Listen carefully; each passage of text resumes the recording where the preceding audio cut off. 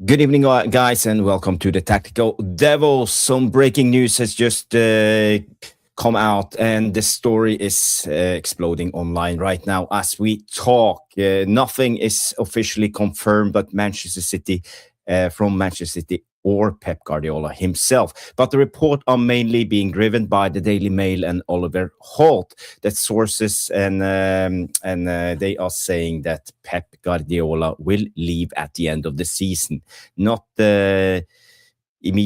He will leave at the end of the season. And there are also a lot of reports coming out now from Fabrizio Romano talking about Moresca just 5 minutes ago, saying that he will be the next Manchester. So it will be very interesting to follow this.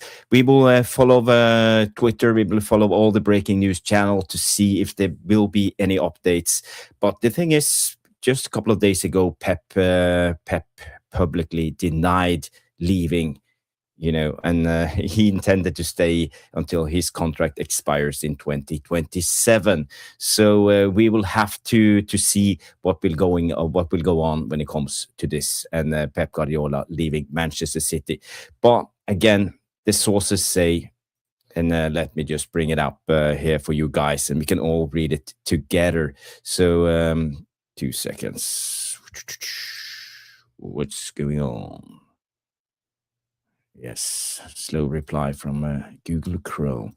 Yes, here you go, guys. Breaking: Pep Guardiola has quit Manchester City. He will leave the club at the end of the season.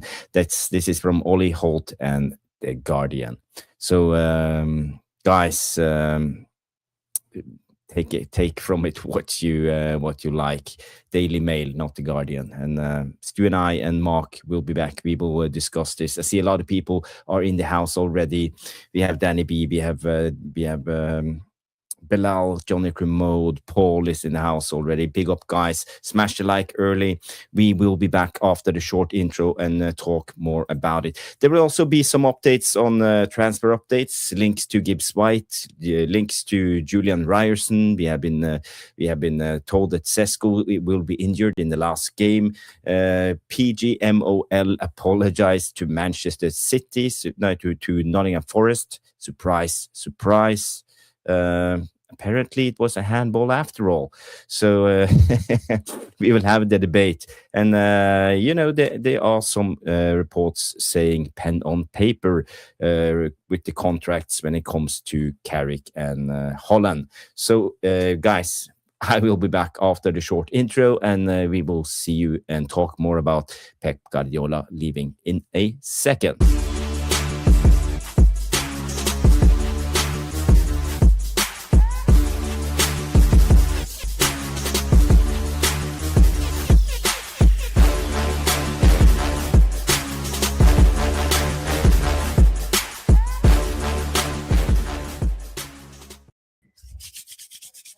Boom, boom, boom. Welcome to the Tactical Devils. It's Jarvis's Corner. It's Monday night. It's 2 hours of footballing debate. And, as always, we will do our best to keep you guys entertained. We have Stu Wally in the house. We have Mark Goldbridge, United Lens here. And, let's just get going for the new arrivals. Let me just bring this up. It's some breaking news saying that Pep Guardiola has quit Manchester City and he will leave the club at the end of the season. And this comes from the Daily Mail and Ollie Holt.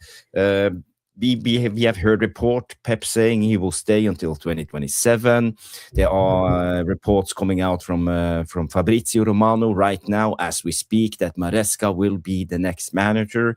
I don't know why suddenly he starts posting stuff about this right away after this. So nothing official, but this is what we got, and I wanna have your guys' opinion on it. Is it an end of an era? Is this a sign that the 115 charges is breaking? Will something happen? Why is all these Manchester City players leaving? Why is Rodri leaving? Why is the team is falling apart in a way? So we will know more, and if you guys see any new news, anything, any updates, let us know in the chat. So let's get started with the show. Welcome, welcome, Mark, and welcome, Stu. How you doing, guys? And Stu, are you surprised by Pep Guardiola?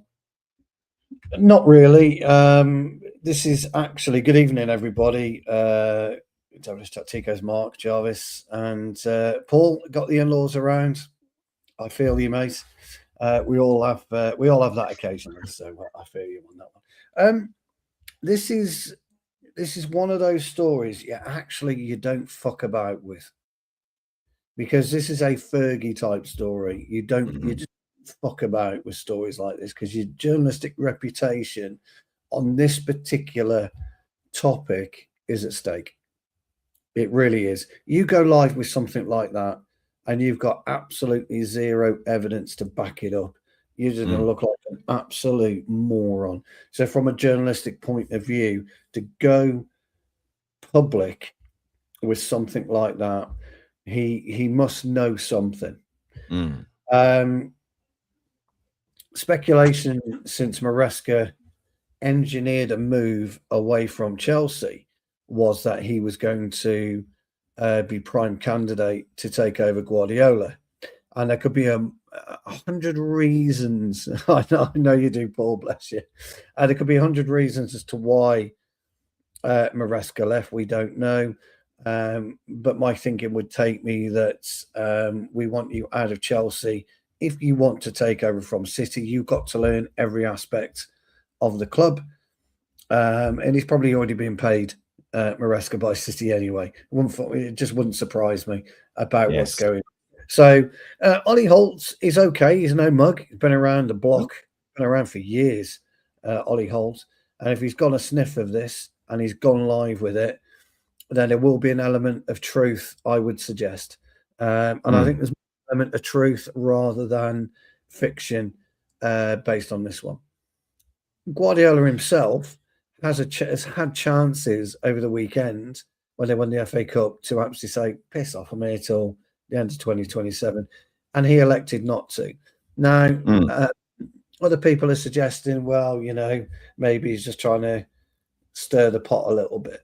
But I think there may be a bit of truth in it, because I don't think Ollie Holt would go along with it. To be honest, he wouldn't put it out there. So this is one of the articles you don't mess around with. So I would suggest an element of truth. Whether they know anything about this is the thing. This is why I'm making a show about this. I'm not breaking any news. We are just talking about the current events, and this is what's out there at the moment. So I find it interesting, the timing of it all, and the Fabrizio Romano tweets about Maresca that just came out, and all of this, the accumulation of Arsenal are one up, aren't they? Arsenal are one up. If Arsenal win tonight, then it's pretty much over, isn't it? So it's going to be amazing. The other thing is, hats off to Jamie Wayne, because he broke it last night. Yes.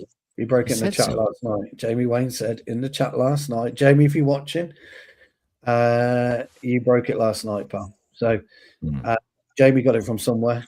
And Jamie's not one that's just going to come and spring that on you either.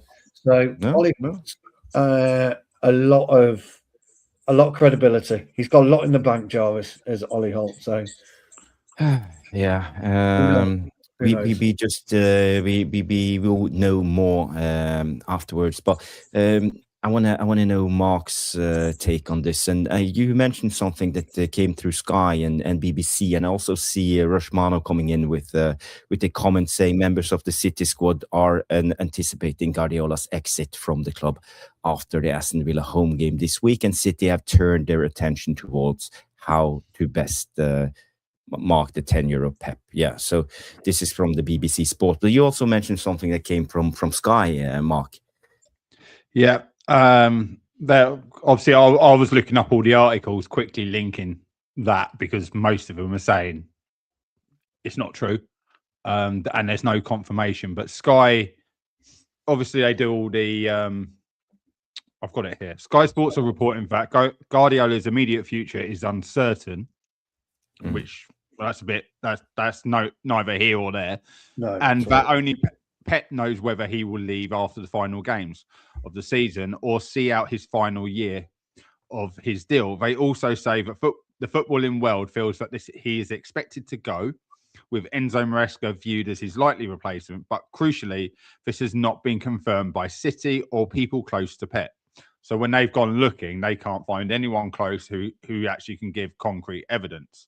But when he done the FA Cup, and was speaking to BBC before the FA Cup final, Guardiola was asked whether it could be his final Wembley visit with City. He replied, "No way," and pointed out that he has one more year on his contract before leaving the press conference. BBC reported that there is still talk he could step down this summer. Despite that, you're not going to get a clear answer because Sir Alex Ferguson done exactly the same, right?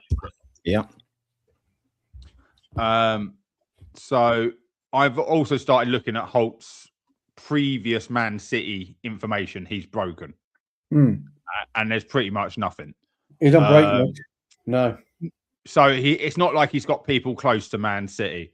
Now, Stu might correct me here if I'm wrong, but sometimes, eventually, a journalist needs a bit of luck, and they take a stab in the dark, trying to be the first one to break news that might likely be coming out. And we know with as Stu just alluded to, Man City aren't going to win the league.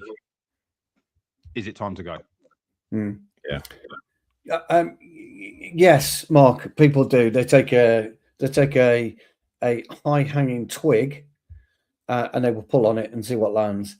I just think this is a bit different. There's a little bit different when you are. This is, I guess, what Guardiola's been here for 10 years, so it's nothing like Wenger or Fergie leaving. But what Guardiola's done in that 10 years, it's tantamount to what Fergie did in 26 years, and he left. And that's how you got to look at it. I think you're right about Ollie Holt. He doesn't break much news and get it wrong. He's got three stories. Three stories linked to Man City over the last year. That's it. And you think when you're talking about stories day in, day out, that's not many. And guess what? They're all around the 115 charges. Yeah, now, exactly. If he knows that stuff might come out about the 115 charges, we are all aware Pep is likely to walk before those charges see the light of day. Oh, 100%. Yeah, 100%. Now, so if he knows something about the charges, that could be why he's saying something. So now, that's with me looking into it. There's been a little video circulating all week that somebody who was at the Etihad Stadium had taken a picture of some kind of rehearsal going on in the centre circle. And there appeared to be something like 20 totems or whatever they were. You couldn't really see from the video, and some dancers in and around it. So a lot of people were making or trying to put two and two together and coming up with maybe six then. And then this has come out. Fabrizio will be livid, Jarvis, that Ollie Holt's beaten to it. And Sky are now reporting it from Ollie Holt, according to the Daily Mail. Then Guardiola's going to Sky. Have got it live. I don't see Maresca being anything new. I'm 99% sure that his departure from Chelsea was all linked to City. And if you were City, and City seem to be quite smartly run, if you can have somebody on the sidelines for 6 months and knowing everything about the club before he actually turns up there, then that's a big thing for him. What we know about the 115, who knows? Yeah. I really don't have a fucking clue on that one about the 115. Nobody does. But if it is all linked, someone's got to give. Someone's got to give, because if they don't give before the World Cup, it's going to have to give after the World Cup. And surely people are going to want it done before the World Cup, surely. So I don't know. Really interesting. No. But as I say, Jamie broke it. But Stu, just to add something into all of this, Michael Hall from The Sun. I know it's The Sun. They are super dodgy. He's reporting basically a lot of the same article, but he says the rumors comes from internal sources of Manchester City, and that the sponsors has been informed about Pep leaving. So this is the source where it comes from. This is from the Sun, by the way, Michael Hall. And also I see other reports. It's getting a little bit of traction, team talk. Graham Bailey coming out basically saying the same report. So more and more of these guys, I don't know if they're just hanging on there and trying to be breaking, or if they have anything, you know. But the puzzle, the jigsaw is coming together, and maybe they know something. And you know, when things like this comes out, you can see it by the traction it gets, if it has legs or not. So in a way, I will be following tightly. Also, Rushmano just sent me an update from BBC on this also. So, you know, Sky report bits of it, BBC reports bits of it, Team Talk reports bits of it, the Sun reports bits of it. You have the Fabrizio Romano link that comes out with Maresca. All of this, what's going on? So I don't know, guys. Do we believe that Pep is leaving? And what will become of Manchester City now? Maresca, he will be the next guy. For me, you know, he got the sack at Chelsea. Okay, he won the World Cup during the summertime, but again, you know, that was a friendlies tournament. If you're Maresca, Jarvis, on 115 charges trigger that you cannot, and you've got a transfer ban, you've got a free ride as a City boss, and a completely free ride for 2 years. They get a 2-year transfer ban. Guardiola won't. Guardiola knows that if he can't add to his squad in the summer, and he's got major problems with some of his players injury-wise, such as Diaz, etc., and if he can't add to his squad, he can't sell. Right? That means Rodri can't go anywhere because Guardiola wouldn't let him. So if that is the case, they get a transfer ban, a massive fine, don't get 60 points deducted, but it is a transfer ban for 2-3 seasons, maybe even 4 seasons. And they get a huge fine. Guardiola will not risk that. His reputation will tumble because Arsenal have been absolutely dog shit in this first half. Yes. Tonight. Fucking, how the fuck Arsenal are top of the league is, playing the type of football they play is a miracle to me. But whereas if Maresca goes in and he's got these problems straight away, he's got nothing to lose, 0 to lose, and everything to gain. So it's a great time for Maresca, great time for Guardiola and his reputation, if all this is coming to light. So, you know, there's a lot of politics involved, but ultimately Guardiola won't allow himself to go 2, 3, 4 seasons without winning anything, because if you can't add to that squad, then everybody's going to get better and they will decrease. And so I don't think Guardiola will put himself through that, personally. Nah, you might be right, but also what I find interesting in this, you know, I've been mentioning Pepin Linders, the ex-Liverpool assistant manager of Pep Guardiola, and you also have Kolo Touré. You have James French, who's the set piece coach. They have a good goalkeeper coach.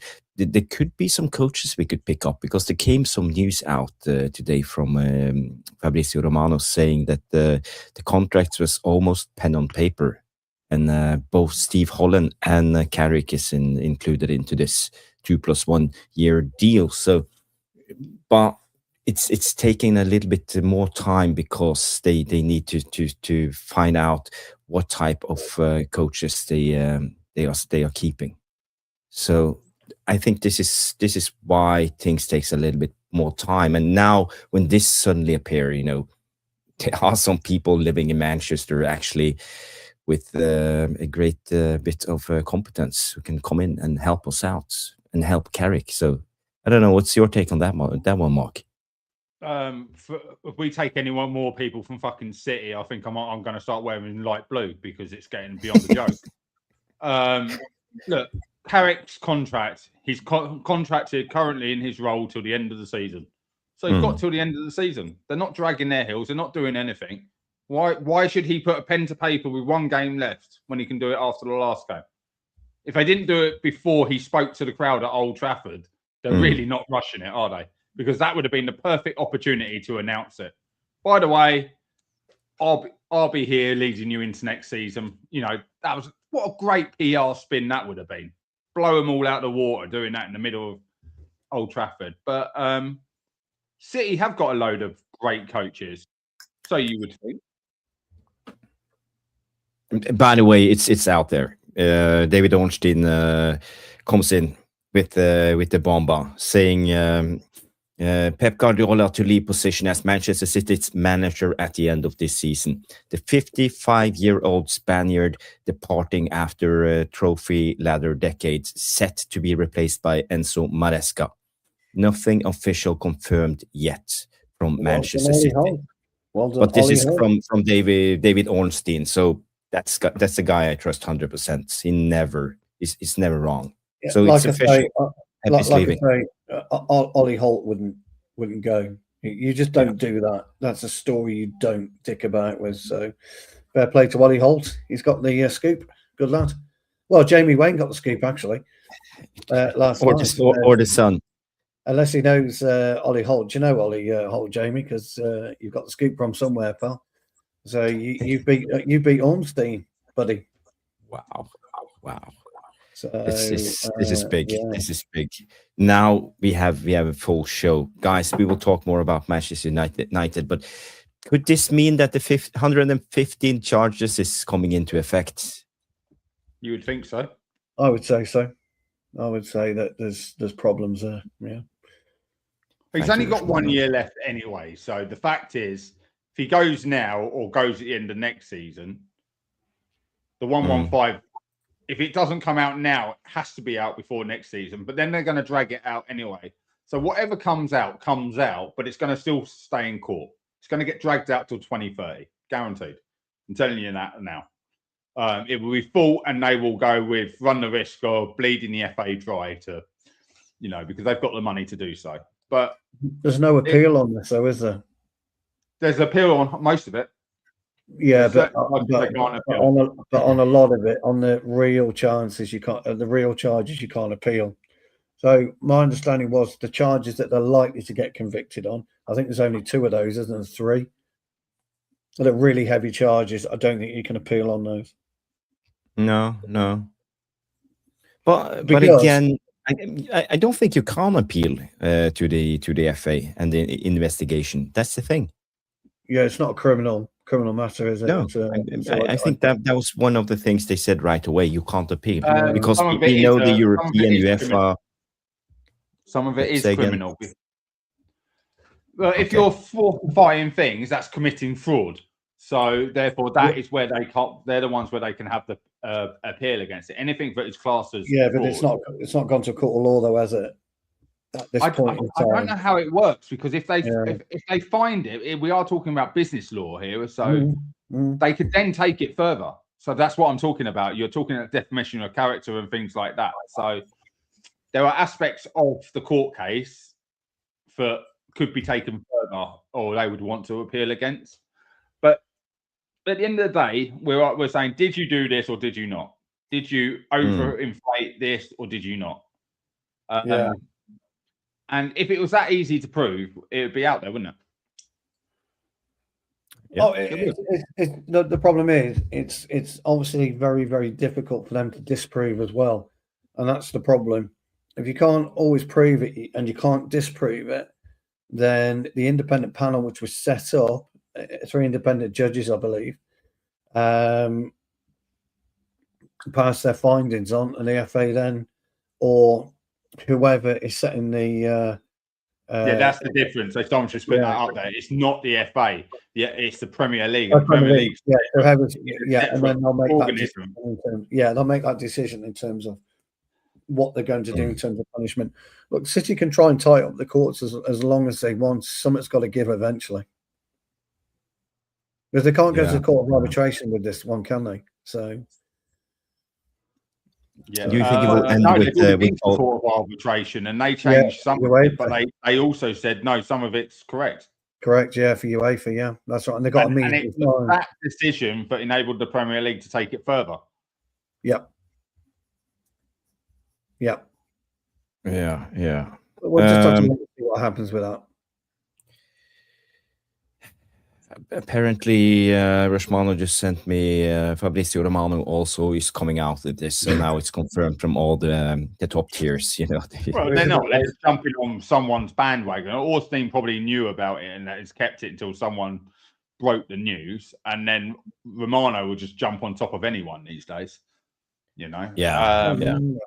But Sam Lee at the Athletics also confirmed it. But Sam Lee came out at the exact same time as Ornstein.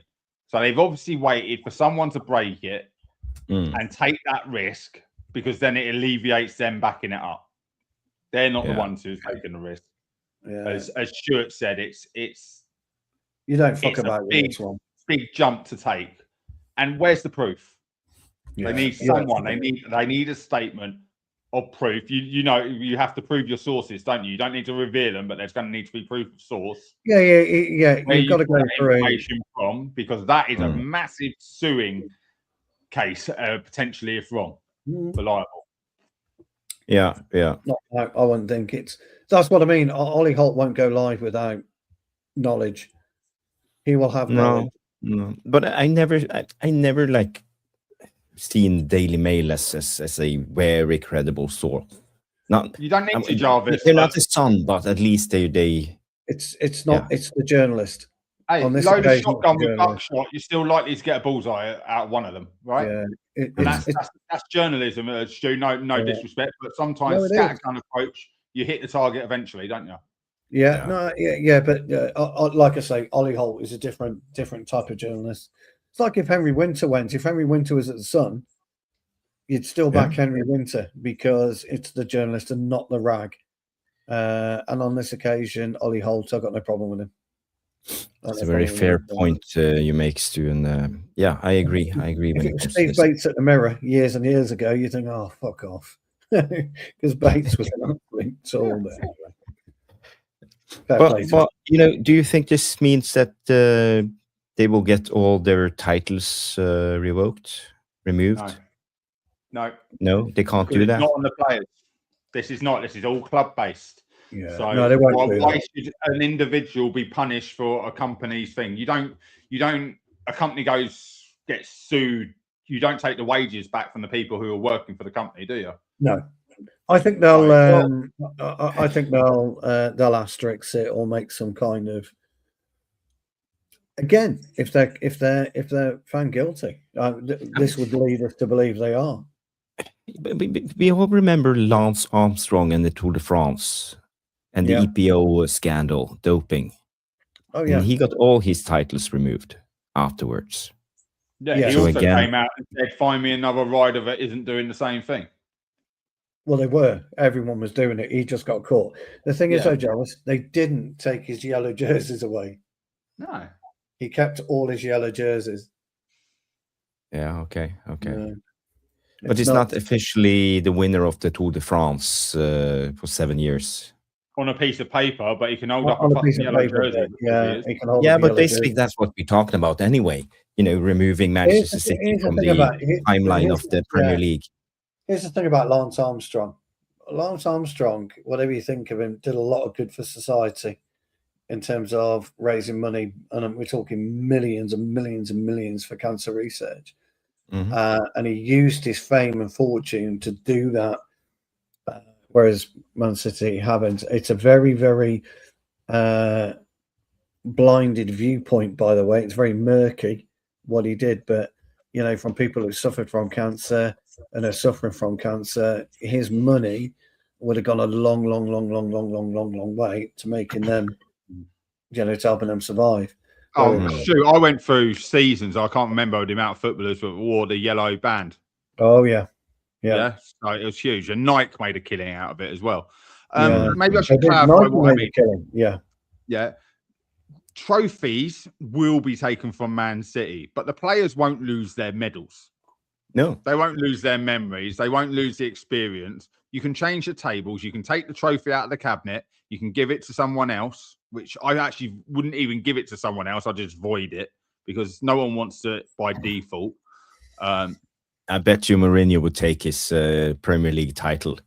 What Mourinho, times? I'm a United fan, and we'd get one, wouldn't we, under Ollie? We get 3. Oh, yeah, going all the way back. Yeah, we get 3. I don't want them. Why do I want them? Well, did we win them? No, we weren't good enough to beat that team. Yeah, we'll get. However, they got the players. Doesn't matter. We couldn't beat it, and I don't think we were cheated. Liverpool get an extra 2, don't they, or something like that? I can't remember what the. Yeah, we would go level with Liverpool if you did it the right way. Something along those lines. But come on, like, if I was a Man City player, I'd be absolutely. What did I do wrong? I turned up. I did my job. I done what I was instructed to do. I turned up to training every week, and I played football. Don't forget, we're talking about this player or that player being bought, or money being brought into the club so they could make 1 or 2 transfers. There's still a 25-man squad. So from a player's aspect, forget the club or Man City or anyone, I don't think that would be fair at all. But I would still laugh my head off if it actually happened because it's Man City, right? But it's yeah, exactly, it's Man City. But from a pure footballing aspect, that's not the right call. And if the Premier League did that, that would be wrong. And they sort of done it with Rio, didn't they, when they banned him? Yeah. You didn't really win that league title that year. You didn't because you were banned. 8 months. You got banned. You know, they've got Champions League in there as well, haven't they?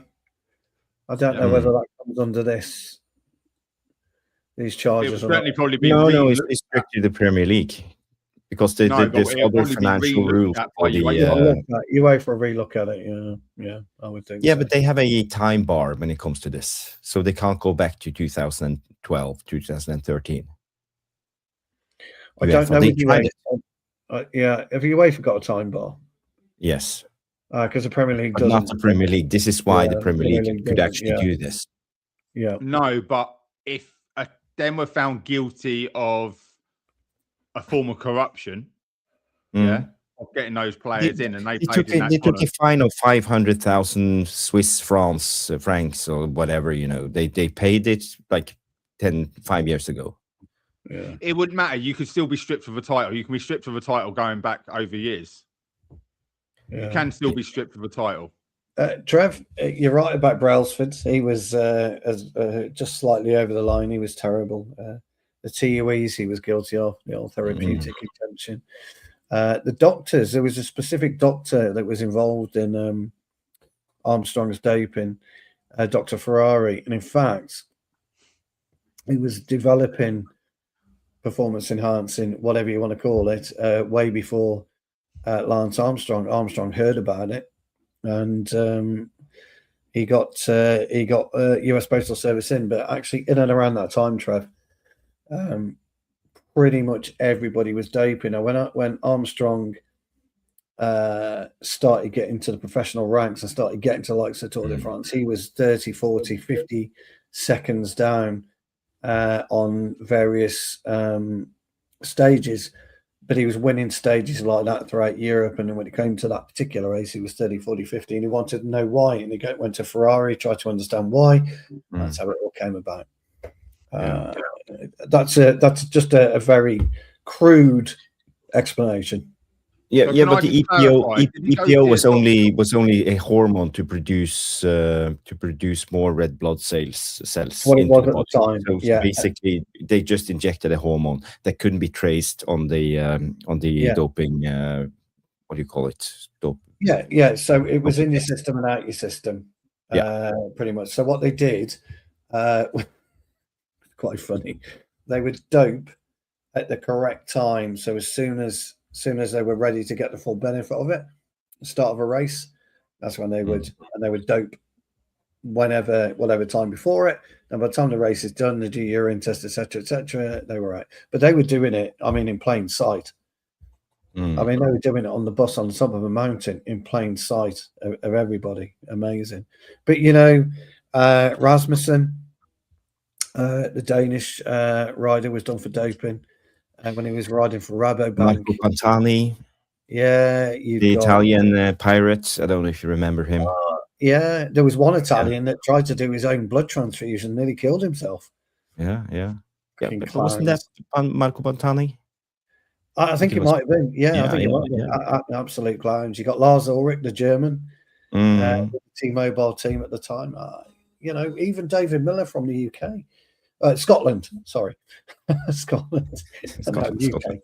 UK. That's yeah, he did it as well. So yeah, not good.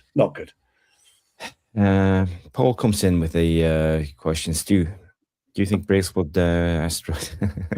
Do you know something? It's not a stupid question. It's actually a damn good question because that's one thing we haven't experienced is a sudden upturn in physicality, a sudden upturn in second half of the season. In particular, we don't get stronger. We're not fitter. I think we've looked unfit all season. Actually, no, I tell a lie. I think under Amarin, we look very fit. We look stronger and fitter under Amarin than we do under Carrick. I think we've lost a lot of our bulk and a lot of our speed. But when you look at the way that City always come on in the second half of the season, and by the way, Guardiola's got form for this because he was investigated in Germany, wasn't he, Mark? Yeah, and Spain. And himself as a player, and he failed in Italy. Yeah, they've got form. They've got form for this, and there was a lot of talk about Klopp utilising certain elements of inhalers. Get that little extra thing, and Paul, Trev, that's what the therapeutic exemption was with Sir Bradley Wiggins, all to do with a inhaler, a bit of puffing an inhaler, which gave you extra lung capacity, believe it or not.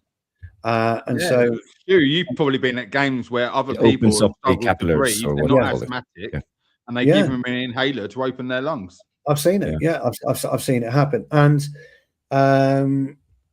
ultimately, Trev and Paul and anybody else that's interested, we didn't see that under Brailsford because I think Brailsford would looked at the rules and the terminology of football and no way, I can get away with it in cycling because I know what I'm doing, but in football, you can't get away with it. And but the thing is, you are capable of doing it. We put in a new swimming pool with a running track underneath it.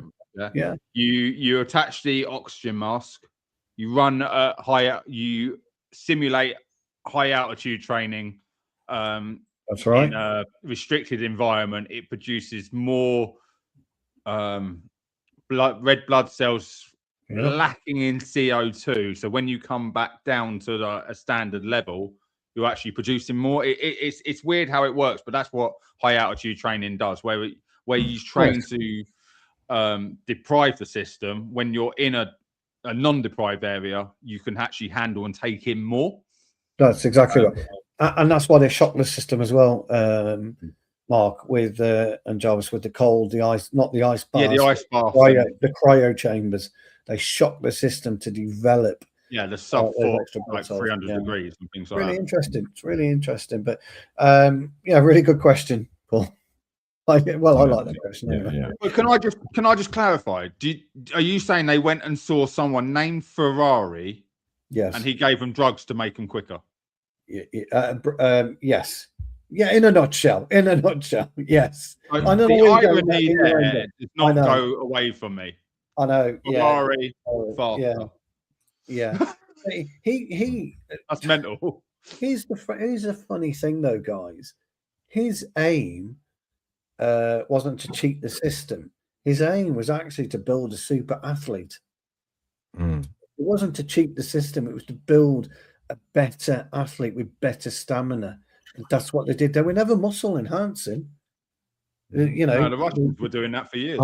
But guys, talking about this, we all know that the man himself, the main man, the topic of the evening, Pep Guardiola, has also been involved when it comes to doping. At least there have been some strong accusations on his side. When he failed a drug test. He himself failed a drugs test. I am sure of it. Yeah, fact check that. So we don't want to get sued. But the thing is, I know there was something that happened when he played for an Italian club. Who did he play for? Is it I want to say Cremonese, Brescia or Cremonese. Brescia or someone like that, wasn't it? Yeah. So again, Mark, see if you can find anything on that one. So again, but it's kind of. But can I ask Stu a question when it comes to this? So when Pep leaves, it will be imminent. So he have one game left, home game against Aston Villa. And then Pep is gone. Will be no more Pep for Manchester City. Will be Maresca. So again, do you think this affects Elliot Anderson and his choice of which club he will choose at the end of the season? Well, if he hasn't signed a pre-contract, then, or he hasn't given his word verbally, depends on what type of person he is, it could well affect it. But let me tell you, more importantly, what's going to happen.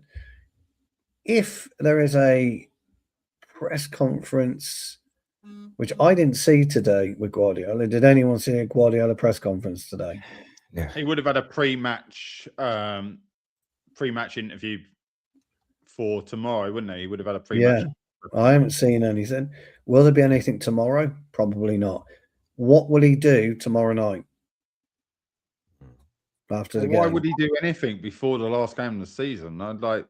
But what will he do tomorrow night? Man City are warming up the cameras to film something, and that's where this all comes from. What will he do tomorrow night when he takes his post-match? Because they've got one more game to go. Yeah. And that's all they're going to ask. So if he cancels his post-match, might tell you something. If he doesn't cancel his post-match, might tell you something. Can't he'll have to send someone else out because he has to buy. Yeah, he will do. Yeah, he will do. So for me, Elliot Anderson. I've said that from day one. Why would you go there with 115 charges and now Pep saying that? Thank you. We'll have Anderson then. I don't know. It is the answer. Come on, Elliot Anderson. And do you want to go play for Maresca? He pissed off enough of the Chelsea players. If you are Elliot Anderson, you'd have done your due diligence on the club 6 months ago. You'd have been asking all those questions through your agents or intermediaries 6 months ago. What's happening? Guardiola charges, new manager, when's it happening, etc., etc., etc., etc.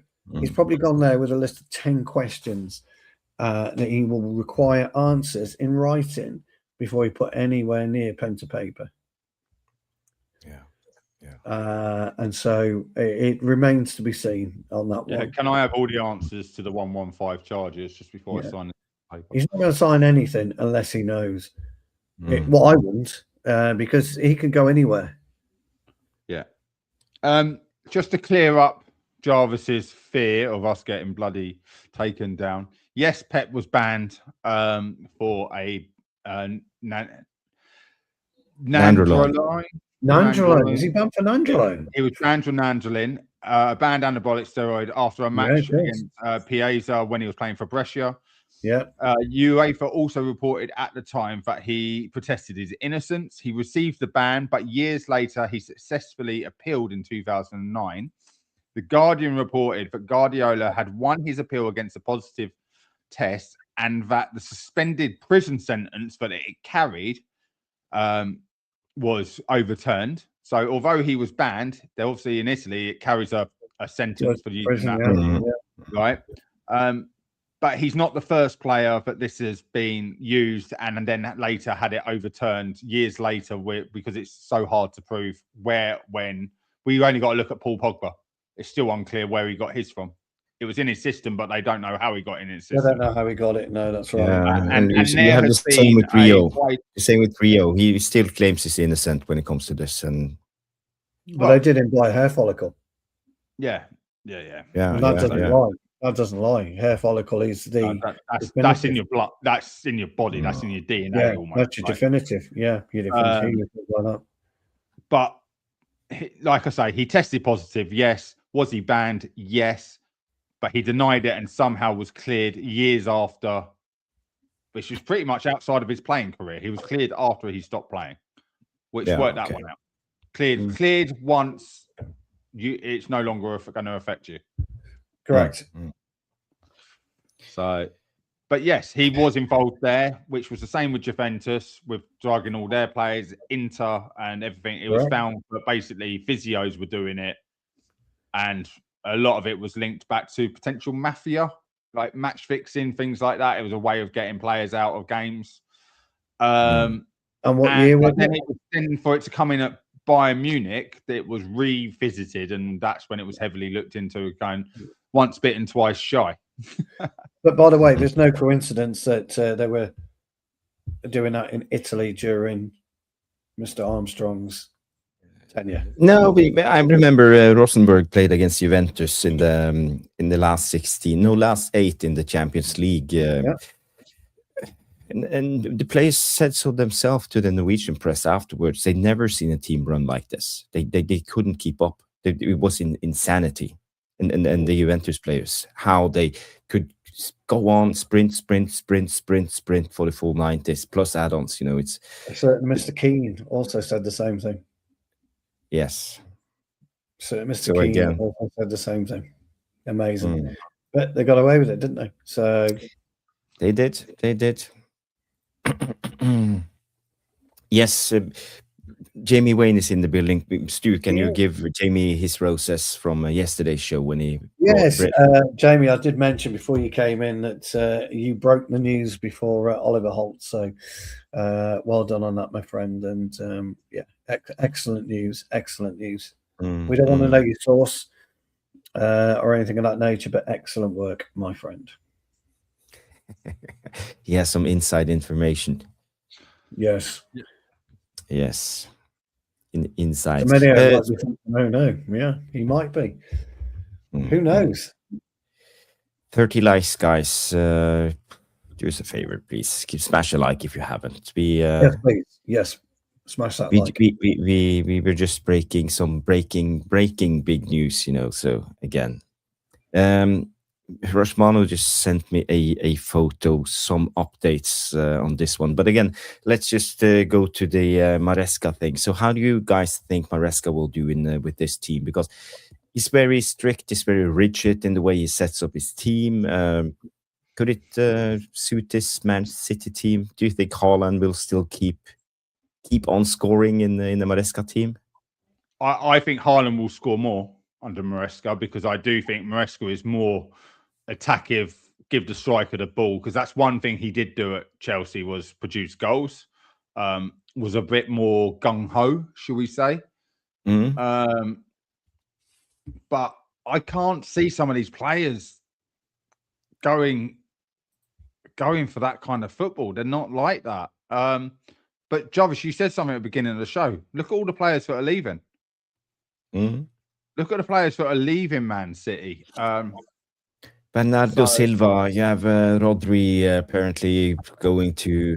It's the spine, isn't it? It is the spine of the team, the original. John Stones, Rodri, Silva, and okay, Haaland is still there. But that's the three key players down the middle of the park that have always made it tick. Who's the other centre-back that I'm thinking of? John Stones and... Yes, you have Ruben Diaz. Diaz is going. Yeah, and then it was Rodri and Silva in front of him. And that's all Man City needed. Those four players to make it all work. The rest of you all work around. And Haaland was only there for Pep, wasn't he? Wasn't that the main reason he's gone to City? Rashmano beat me to it, because I was going to float the questions. Where does Mbappe go?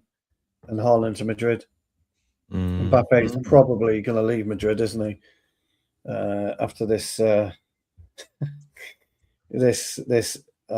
was it? It's about 60 million people, haven't they, signed some petition or something stupid like that to get him gone. Well, yeah, but the problem isn't Mbappe. It's not Mbappe. The guy still scored almost a goal a game out there. They don't like each other. Vinny, Mbappe, Bellingham. They don't like each other. One of them scored a goal a game, Stu. Which one's the best one to keep? They'll keep Vinny. Yeah. No, keep Vinny. Really, if you're running a team, Vinny has outstayed his welcome. Just signed a big contract, though, hasn't he? So you get the most money for him then, don't you? Yeah, he's just signed a big contract. You want to sell Mbappe, only, 3 or 4 teams can come in for him? I don't think anyone comes in for Mbappe. You've got to get rid of him. He's got to go. No, but that's what I'm saying. The money they will want for him, only 3 or 4 teams can come in a well. Barcelona? They should never have bought him anyway in the first place. You know, Mbappe's a player you should just always stay well fucking clear of. What? Player swap? Man City swap Haaland for Mbappe? No. It's not. No one's going to do it, will they? No. No, yeah, I think, Mbappe's his own worst enemy. Neymar was his own worst enemy. now he's hanging by a thread. I think the Brazil World Cup squad was announced, wasn't it, 50 minutes ago? I don't know whether Neymar made it, but he fucked his career up by being too greedy. Did you see him pushing that young player around at training? Yeah, Robinho's lad, wasn't it? Yeah. Robinho's kid, he pushed him around, Quick one. I see Tyrone comes in, and a quick update on the latest. David Ornstein confirms Pep Guardiola to leave position as Manchester City's manager at the end of this season. The 55-year-old Spaniard's departing after a trophy-laden decade and set to be replaced by Enzo Maresca. No official confirmation yet from Manchester City. So this is the news that's out there, guys. It's confirmed. Pep Guardiola is leaving, and now we're just talking about the aftermath. What will happen to Elliot Anderson? What will happen to Haaland? What will happen to how will Maresca do in the City team? Is this a proof that the 115 charges is happening? Why is all the core players of the Pep era leaving? Why is Bernardo Silva? Why is Rodri leaving? Why is Just Stones leaving? All at the same time, and now Pep leaves. So Stones is contract's up. Stones is out of contract. Silva's too old. Silva's out of contract as well, I think, or he's close. Rodri's clocked. Can I just point out we've not mentioned the biggest manager appointment of the night? Mourinho confirmed at Real Madrid. We've just been talking about Mbappe. Yeah. If there's anyone who's going to get fucking Mbappe under control, or Mourinho won't put up with their shit. He won't put up with their shit. But also, we're talking about Rodri potentially going to Madrid, wasn't there? Leaving City and going to Madrid. That's what he wanted. Who was the other player that wants to go to Madrid and leave? Was it Enzo? Enzo, yeah. Well, I can't see that under Mourinho. No, he ain't going to buy a croc. Good move for Madrid. That very good move. Yeah. So, so that could change sort of things. You might want to be out of Man City, but people have got to want to buy you. If Rodri's not leaving, he wants to leave. He wants to go to Madrid at the end of the season. But he's not a free transfer. No, Rodri's still under contract, isn't he? Yeah. So Bernardo Silva still is he a free? I think he's a free. I think Bernardo is a free. Yeah, I think he's a free. He's been there for about 10 years, hasn't he, Bernardo? Oh, mate, I can't remember him not being there. Put it that way. I think he's a free. I do, Bernardo. And John Stones is just permanently injured. I mean, he's just constantly injured. He'll make the World Cup, and we'll take an injured player to the World Cup because that's what we do. We do it all the time. Yeah, but talking about the injured centre backs, who are we to say anything? When it comes to Martinez and De Ligt and all of these guys. Luke Shaw through the years. Hey, Luke Shaw's always available for competitions. What are you on about? Yeah, this year. How long has he been at our club? He's been. Is it 8 years or is it 10 years now? 10. 10, yeah. So he gets his testimonial this year, maybe. Who's that? Luke Shaw? Yeah. Oh, he's been longer than 10. Longer. Yeah, it's about 11 years. He came in under Louis van Gaal. It's about 11 years, isn't it, I think? That was 2015, was it? Yeah, so this was his 10th season. It's not years, it's seasons. It's 10 seasons. Okay, but 11 years, 10 seasons. Fucking Arsenal, the worst team to win the fucking Premier League. Is it done? No, there's but fucking hell. 96 minutes. It's 7. Yeah, it's not even done if they win. It's not done if they win. It's still got Man City have to drop points. Well, to be honest, Bournemouth can finish above Liverpool, can't they? So, it's a Bournemouth. Yes, we are all cheering on Bournemouth to beat City and Arsenal win the league. We are, because let's be fair. Well, I can't cope with either. Liverpool in the fucking Europa League. Yeah. I can't, to be honest, I can't take it. Look at that. Fucking embarrassing that is. 15 seconds, 10 seconds left. We'll just keep this up here for absolutely to follow the last. But like I said, it doesn't make them league champions, Jarvis. Man City have still got to drop the points. Yeah, but they're as good as. They're as Yeah. good as now. But you win this tonight, but fucking 1-0 at home to Burnley is embarrassing. Absolutely embarrassing. 1-0. Burnley have played quite Probably well. scored on a set piece corner kick, Kai It was a corner Havertz kick. something. Yeah, it was. It was a corner kick, yeah. I didn't see it. Yeah, but it Burnley have was. played quite well. Burnley got Wolves, It haven't did. they, on the final day of the season to see who finishes bottom of the league. Yeah, but Arsenal played Palace, who will be resting all their players for the Yeah, for the yeah, 100%. And City know that. I'll tell you what, they started quite an attacking team, Arsenal. Yeah, Havertz up front, but Trossard, Eze, Saka, and Odegaard with Rice sitting on his own. But they're just all fucking useless. They're just playing side to side to side to side. No intent whatsoever. Fucking embarrassing. It's more embarrassing. How many goals has Havertz scored since he's been back compared to Gyökeres? Well, yeah, it was. I presume Gyökeres was injured. Is that why he's not he's playing? sat on the bench, mate. He's sat on the bench. There you go, then. Oh, Came on in the 73rd probably, minute. Yeah, 71st minute. Gyökeres came in. Yeah. 98 and a bit minutes, and they're still playing. Fucking hell. Yeah. Hannibal is playing. He's going down. Yellow card. He's bulked up. He has. Always a yellow card. And Tuanzebe, we got to give it to Tuanzebe. Yeah. Hey, it'd be nice to see Kyle Walker relegated, wouldn't it? Yep. Well, he is. They're all done, aren't they? They're down. That's it. They've won. No, I mean, it'd be nice to see him relegated. Go on, Walker. Bye-bye. Down you go. So, guys, the game is over. Let's just remove this. Yeah, let's talk about Man United and the latest Man United news. I know this is a Man United channel, but I think, it's not every day that one of the most winning managers leaves. We have had the retirement of Arsene Wenger. We have had the retirement of Alex Ferguson, Jurgen Klopp leaving, and now Pep leaving. So, it's not every day. Add something to that, Jarvis. Ferguson, no other club afterwards. Arsene Wenger, no other club afterwards. Jurgen Klopp, no other club afterwards. Yep. What are we going to get from Pep? He won't go anywhere next season, I don't think. I think he'll have a year right.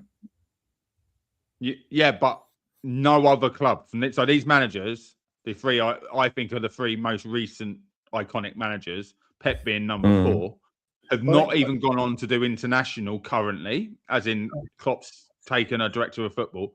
What do you think happens with Pep? Do you think he, like you said, he gives it a year, but does he go into international? Does he go back somewhere else? Does he go into a director of RB Leipzig or something similar? He's odds on. City Group. He would have been odds on a couple of years ago to PSG, but they don't throw the money around anymore, do they? So no, but maybe he heads up the Man City Group. Well, player recruitment. Well, Hansi Flick just signed a new deal today. Yeah, he was never going to June 2028. No, he's not going into management. I don't think he's going into. So he won't go back to Barcelona. That's for sure, 100%. I think he has a year off. I do. And he deserves that. In all fairness, the way he gives everything to his teams, he definitely deserves that. But yeah, it'd be interesting considering the other three names, how they step away. Does he step away? Does he go, and that's what I created, and walk off into the sunset? Well, it'd be interesting to see. Yeah. Well, that's comes in say Pep is petrified of Carrick. Yeah. We wouldn't. It's Carrick, I wouldn't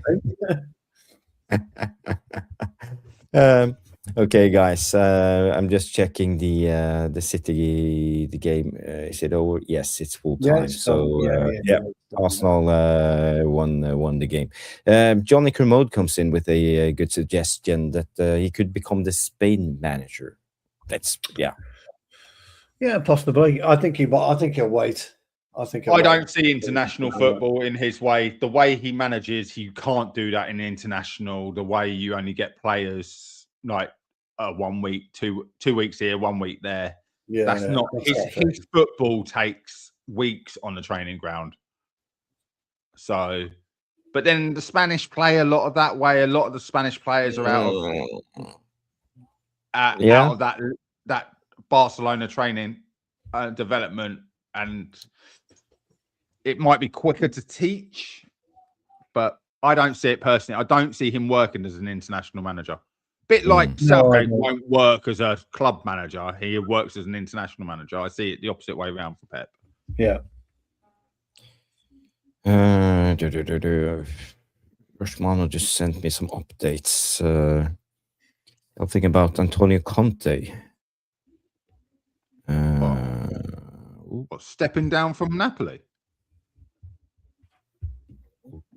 I just gotta read this, guys. But thank you, Rosmano. Something with the translation here. I just need to find the right way to read it in English. Yeah. Antonio Conte has expressed a wish to leave Napoli. So if he agree with the sporting director De Laurentiis at Napoli, he will be happy with leaving. So yeah, that's kind of a lot of managers becoming available. Why would he want to leave Napoli? It doesn't make any sense to me that whatsoever. Maybe he just wanted to play. We know Conte. He has integrity when it comes to he hasn't stayed 2 years anywhere, has he? He hasn't stayed more than 2 years anywhere. It's his way or he leaves. He's done 3 years, hasn't he, at Napoli? 3 seasons. Interesting. He's done 2 full seasons and he came in. Yeah. So. Yeah. Well, can I just point out the whole Bournemouth thing? We're talking about managers. Iraola leaving, director of football, whose name skips my head, but it's the ex-player, 15 years as director of football at Bournemouth, leaving. And we've just mentioned half an hour ago, Bournemouth could, with the right results, get Champions League football. Yeah, they could. And they will go into the summer with no manager and no director of football. No, they've got a manager. Well, they replaced Iraola already? Yeah, Rosa, they replaced him 2 weeks ago. 3 weeks ago, 2 weeks ago. Rosa. Yeah. That's not a Champions League manager. I think he's decent. He's decent by all accounts. But Rosa, they replaced him 2-3 weeks ago. So Iraola must have told them January, I'm guessing. Done their due diligence, decided Rosa was the man. Iraola says he's leaving. 2 weeks later, Rosa's through the door. It's a fantastic piece of business. Don't you find that really weird that the director of football would leave and Iraola would leave when you're on the brink of Champions League football? I think at the time they weren't, were they? But not that matters, by the way. But they weren't. I think they were a bit further down. But well, I mean, Slot's in the role, isn't he? So I don't see that happening. No. Just seems mental that you would give up the opportunity to potentially go into the Champions League or Europa League. Bear in mind, Bournemouth haven't done that either, have they? And you give that up, and there's no one really out there for you to go to. Well, I think Newcastle comes up, I do, in the summer. No, they've pledged to Eddie Howe, haven't they? They have, but I think Newcastle comes up. I think PIF. You think it's the old PIF will be I'll sell it, and I think they'll. Yeah, I think they'll want that. Well, as long as Eddie Howe then gets given the England job, I don't care. I read some of the chats. I don't think Conte will go to City. Apparently, Maresca is coming in. It's been confirmed. It's Maresca all day long. But the Newcastle Imagine job could City be playing a back five. I know. Defensive football with Haaland up front on his fucking own. I mean, Maresca, it'll be interesting to see what happens there.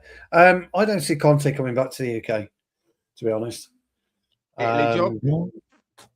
He could do. He could go to Italy. They need somebody in there who's going to shake up the Italians. I mean, crikey, not the World Cup, are they? So, well, they haven't got any Italians. Half the Italian team last time we played against them was from Serie B.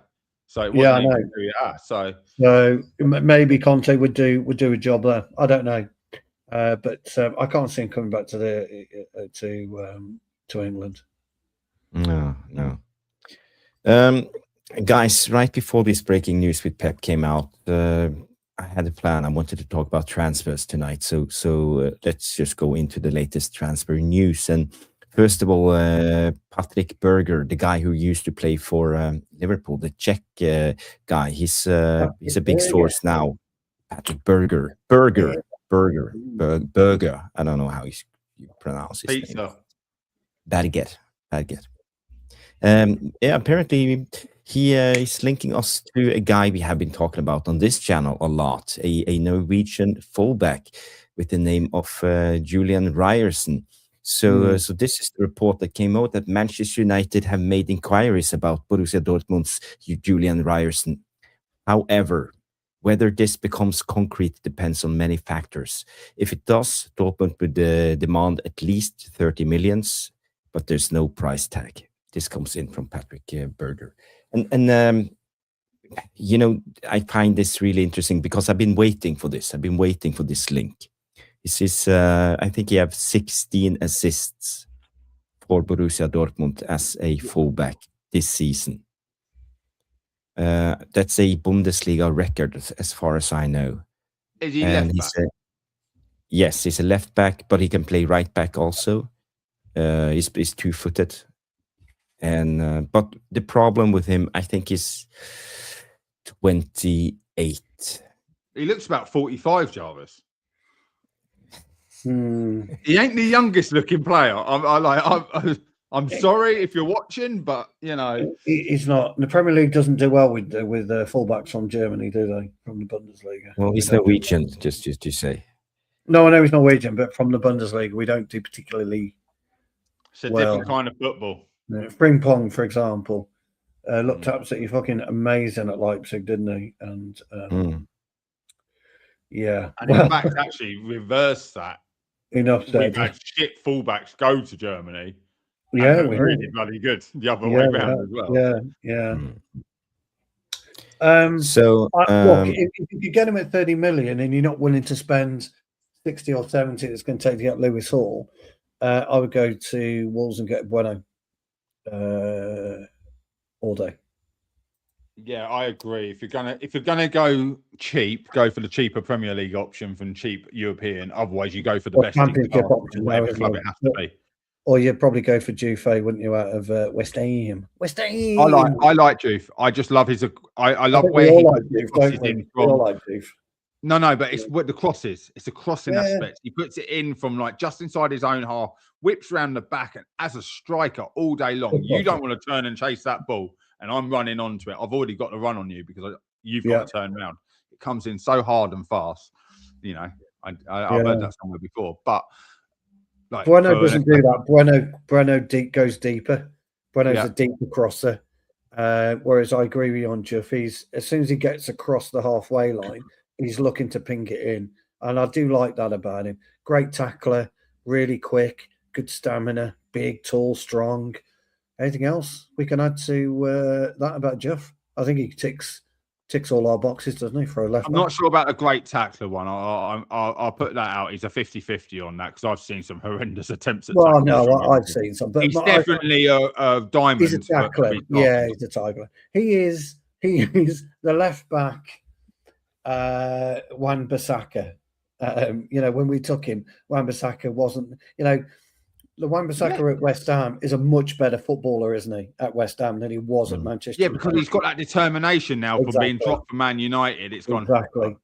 And he went back to, and don't forget, he's gone back to his, playing almost as a wing back, and that's what he was good at. I love Wan-Bissaka. Yeah, I absolutely love him as a tackler. So I think Jeff would be great. Ben Bueno would be great.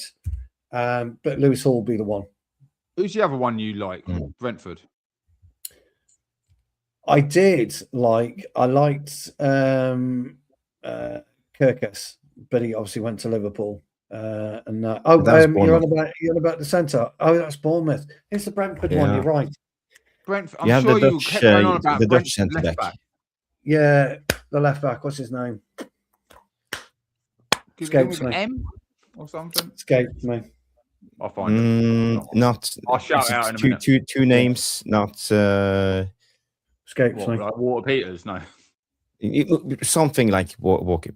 What Lewis. did he just leave? No, Miles Skelly. Lewis Lewis from Skelly. Arsenal. Yeah, he's from Arsenal, and he's a Yeah. great player, by the way. Where's Mark gone? He just left. Oh, he left. He didn't want to be here. Bored. He's bored. Yeah. Yeah. Lewis Skelly. He's been playing at was playing at centre midfield. Can't believe fucking Arsenal. Jesus Christ, how embarrassing. Just about beat Burnley 1-0. Fuck me. Yeah, boring Arsenal. Vissa comes in and say Chelsea got it like Fergie had it in the early 2000s. We had a squad all under age of 27, and Chelsea's current squad is all under 28. Yeah. He's back. What happened there? Well, when I said I'll go find the player, I forgot to open a new tab. Oh, okay. Oh, dear. The whole stream. Technical difficulties, guys. Technical difficulties. My right hand doesn't know what my left hand's doing. Yes. Yes. But yes, that's what happened there. Guys, I got a lot of banter from the live chat. Guys, I'm Norwegian, so I know the Norwegian players, and we have a golden generation of a lot of good players. Yeah, we had a golden generation. I talked about Martin Ødegaard 3 years before everybody else knew about him. I talked about Haaland. No one knew his name. I talked about Sander Berge long before he became a professional, playing in his first year in Belgium for Ghent. So again, I know these players. I know I've seen them in the Norwegian Premier League. I know what it takes. So this is where I'm coming from. Not all of them are elite level, but there are some decent footballers out there. So it's just I'm not just bigging up all the Norwegian players. We have some calamities too, to be honest. Most of them. The left back I was thinking about was Lewis Peters. That's it. Lewis Potter. Yeah, Lewis Potter. Yeah, Lewis Potter. Two names. I said, Jarvis said two names, but the other one which jumped out, Munez. I still think he and not Malacia, the other side on Palace. Munez from Palace. Yeah, Munez from Palace. Yeah, very good. Yeah, very good. You have this one plays left back for him. It'll come to me. Mitchell, Tyrell Mitchell. Tyrell. Now they both play wing backs. They are fullbacks. Yeah, they both easily can do the fullback job. King Lewis Potter, he's fantastic. Robinson's a bit too old. Unfortunately, he's 29, isn't he, this year or next year? What, the Fulham Robertson? Yeah, Fulham Robinson's 29, isn't he? I think he's carrying age. Yeah, and he started picking up knocks. He's picking up knocks. Yeah. I just saw a question here. Yeah. I am titanium. Okay, I'll save the questions for later. We will always have time for a Q&A as always. With the big Norway comment there. Norwegian golden era, right? England had one. We won fuck all. Belgium had one. Nothing. Yeah. Well, I never expect Norway to win any big tournaments. We are not at that level. We're a small country, 5.5 million. Yeah, but again, we have one of the worst goalkeepers in the world. We don't have centre backs. Nor did Brazil when Pele came through. Nor did Argentina with Maradona. Yeah, it's true. But I don't think Haaland is that type of player. He can't carry the team. You got Sander Berge. You got Sander Berge behind him. You got Martin Ødegaard creating. It's also about the heritage. Mourinho talked about this. Most of the Norwegian players dropped off after winning against Italy in their last qualification game in the qualifier, and all of them was super great from August till December.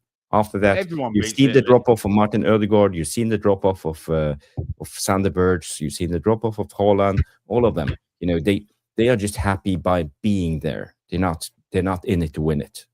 And that's the mentality. We don't have the heritage. So again, get rid of them, pussies. That's the wrong mentality. Yeah, get rid of them. Yeah. No one turns up to play football for a draw or turns up to lose, or you don't have fun playing football unless you win, do you? Oh no, you got to win. Yeah, no, you got to win. Yeah. That's the only thing that matters. Winning the games. So it's a no from you on Julian Ryerson. You're not convinced. It's not a no. For me. It's I would get Bueno. Yeah. I would just buy. I think You I would get see here, Bueno or Lewis Hall. Primary position is right wing back, but he's played a lot of times as a left back this season. But Dortmund play with the back three, so again, yeah. And that's a different thing, Jarvis. You can say he's got a load of assists, but if he's been playing wing back, technically that's the same as playing a winger. But he plays as a fullback for Norway, and is very solid defensively. Yeah, he might do that for Norway. He's not an out-and-out wing back. That he's more of a fullback than a wing back for me, from how I perceive him as a player.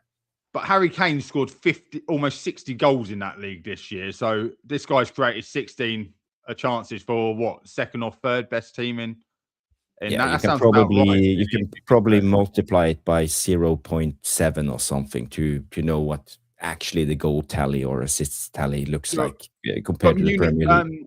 Dortmund aren't a bad side. They've got some good attackers and that. So if you put the ball in the box or behind for players to run onto, they leave a lot of players for dead.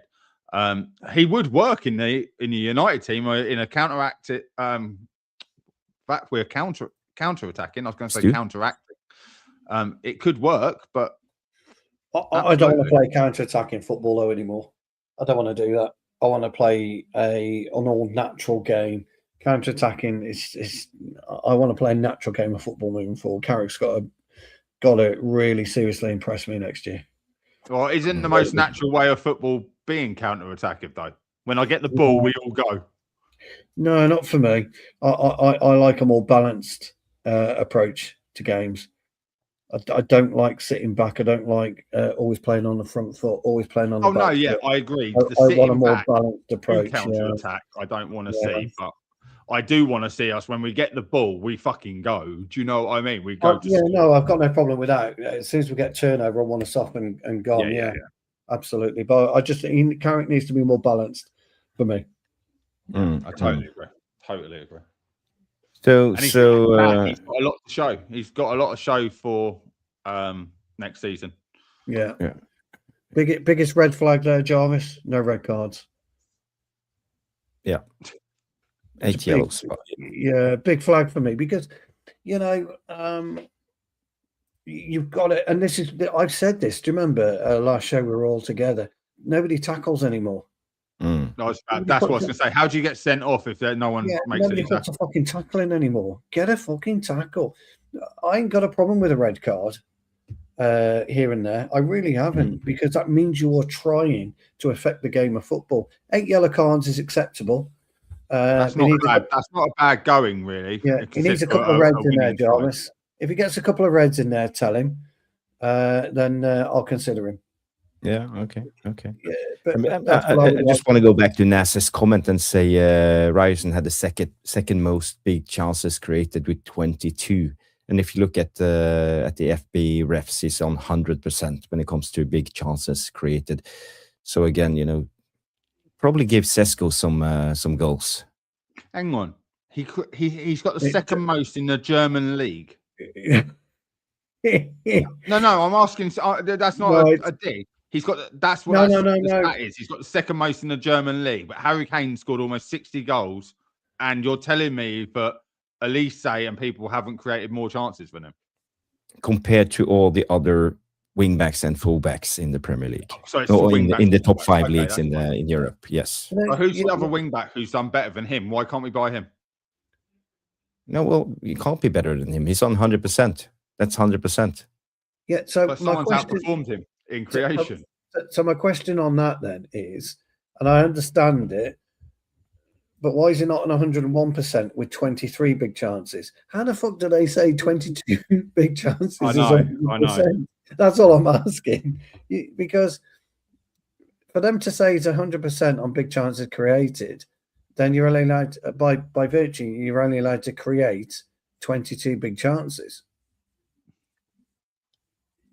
I'm not quite sure you're asking a question I can't give you an answer for, Stu. No, I'm not quite sure what they mean by that, you see, at 22 big chances. 20. Now, That's I what will I was say getting this. at, Stu. That's what I'm I know you saying. are. Like, if someone scores 60 goals, they must have been close to chances created. Bruno created fucking 10 yesterday in one game. 22 big chances from a fullback is good. Yeah. I mean, that's agreed. good. That's really fucking good. 15 assists Yeah. So what they're in saying the is, Bundesliga. he's whipped a cross in, and say Harry Kane, as an example, is on the end of it. He's either scored or the goalkeeper saved. Yeah. Mm. Well, no, he's got 15 assists and he's got 22 created big chances. So out of those 22, if you've got an assist, surely 15 of those 22 was scored from. I think we can agree on that, right? Yep, So what you're yep. saying is he's passed the ball 22 times and 15 of those they've scored. Well, that's how I read those stats, Stu. You're not the only one laughing. No, it's not. No, Jarvis is. He's on. What they're saying doesn't make sense, does it? Which is a bit of a shame. And no, it's not a percentile, Don. No. Anyway, we like him. We like him, Jarvis. We like him. If he gets a red card, tell him he can come to United. Okay, so you're only going for him if he gets a red card. Okay, noted. So how many red cards do Lewis Hall have this season? 2. He's got 1 at least. I know he has. Yeah, no. He's been sent off once. I'm sure he's your type of fullback. He's my number one choice. Yeah, I like him. Yeah, I think he's been sent off once, hasn't he, Lewis Hall? Has he got any red cards? Let's see. Show me red. Come on, show me red. Okay, let's go down. So far this season, 0 4 red cards and only 4 yellow cards. That's even worse. In the Premier League. How many chances has he created? That's even worse. And he had 1 assist and 1 goal. Yeah, but how many chances did he create? The goal was against you, not. Let's go down here and check. Big chances created 5. Okay. So he's in the 79.5 percentile. Yeah, superb. But that's the Premier League. Yeah, I mean, I do like Lewis. There's a big difference there, isn't there? 75 percentile is 5. 100% in Germany is 22. He ain't creating 22 for us. He ain't creating 10. Yeah, it doesn't make sense. But that's where not all stats make sense. But I do like him. I do like Lewis Hall. He gets up the pitch very well, doesn't he? Yeah. Well, this is what we were saying about Diouf, where he just chucks a ball in. Now, some of them are huge chances, but go a begging for West Ham. So you could turn around and say, with a better striker, he created more chances because a striker's got to the ball. Sometimes when they're too slow to react, you create a great chance, but no one was there. Yeah. So it doesn't go down as a chance created because no one was there. Yeah. It's a funny one, isn't it? What are Bueno's stats? I don't think they'll be that good because Wolves were just fucking terrible. They hardly scored, did they? So that's Wolves. Yeah.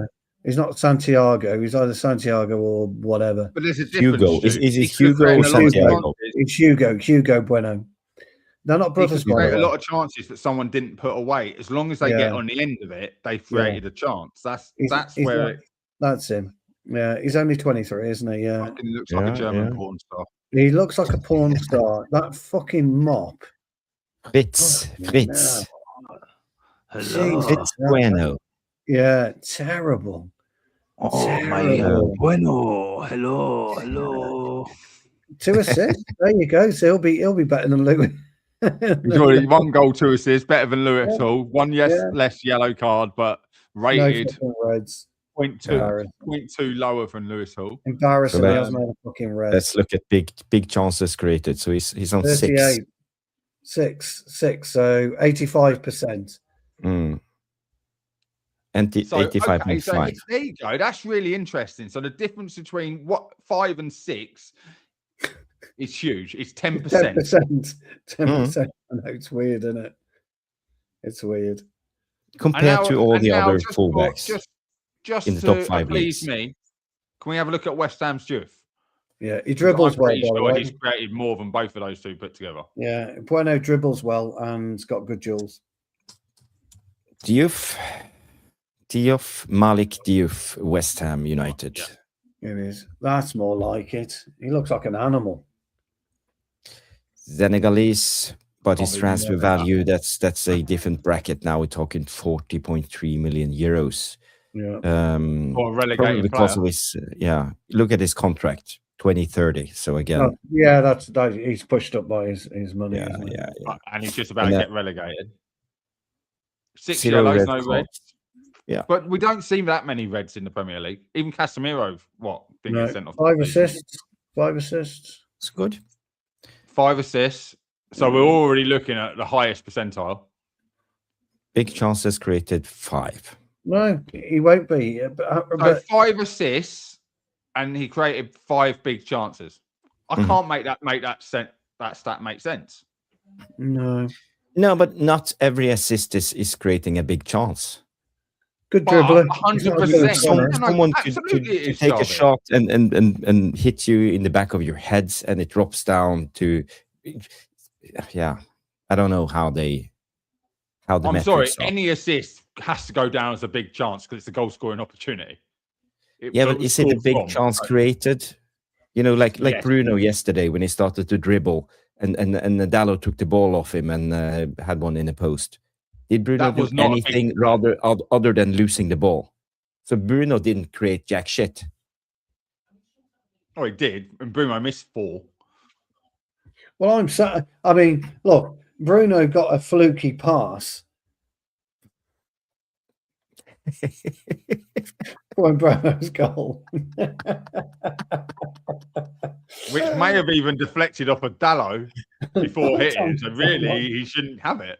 But we give it to him because we all want him to get the award. Me and John was having a giggle last night because I said that the Luke Shaw goal, Bruno put the cross in. I know it was headed out. Yeah, did someone say that on TV, didn't they? One of them said he might get an assist for He that. might get an assist for that. So I goes to Jarvis, what if Bruno hits the bar and he goes straight to Shaw? Shaw volleys it home. Is that an assist? Jarvis Well, it's goes, not a shot on target, so in theory. Yeah. Jarvis goes, possibly. And I'm going, fucking hell. Yeah. So like tomorrow, that you know, Dallo one earlier in the season, he miskicks it and plays Sesko through on goal. Oh, well, no, yeah. But I mean, Bruno at one stage, we were talking about it yesterday. He got so wrapped up in trying to get 21. He fucking ruined the game, and I fear if I was Carrick, I'd drop him against Brighton. There was that one for Ahmad, wasn't it? He delayed, and you're like, just roll him in, and because he's only on his left, roll him in, put his foot through it, and actually, he somehow got it to Dallo, didn't he? From outside the box. Yeah, and he got somehow got it to Dallo. But me and Jarvis were saying, though, what happened? Right. I said, is this foot mob trying to say that his first choice position now is centre back? Yeah, I think so. I said, but guys, let's just end this segment on big chances created because let's just end with Luke Shaw. Let's go out with a bang because was it who said some? I think it was boxing who said the best. Yeah, best of them all, Luke Shaw. so guys. Luke Shaw scores goals. You don't create them. On his day, he isn't wrong there. Boxing. 1 assist, 1 goal, 0 red cards. 9 yellows. He'd be the complete player with a red card. Complete player with a red card. So big chances created this season for Luke Shaw. 1. And that's when he set himself up yesterday. That's his goal. 24%. 24.1. Is that must be about? Is that with minutes played then or something? No, it can't be. How many minutes has he played? Yeah, well, no, that's so. If you work that out, that's basically we say it's 25%. That's 25% of the left backs in the Premier League have only created 1 chance, big chance.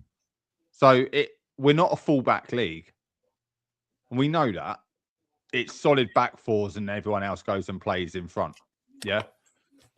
But I am pretty sure I have seen Luke Shaw throw some great balls into the box from deep crosses that no one's got near.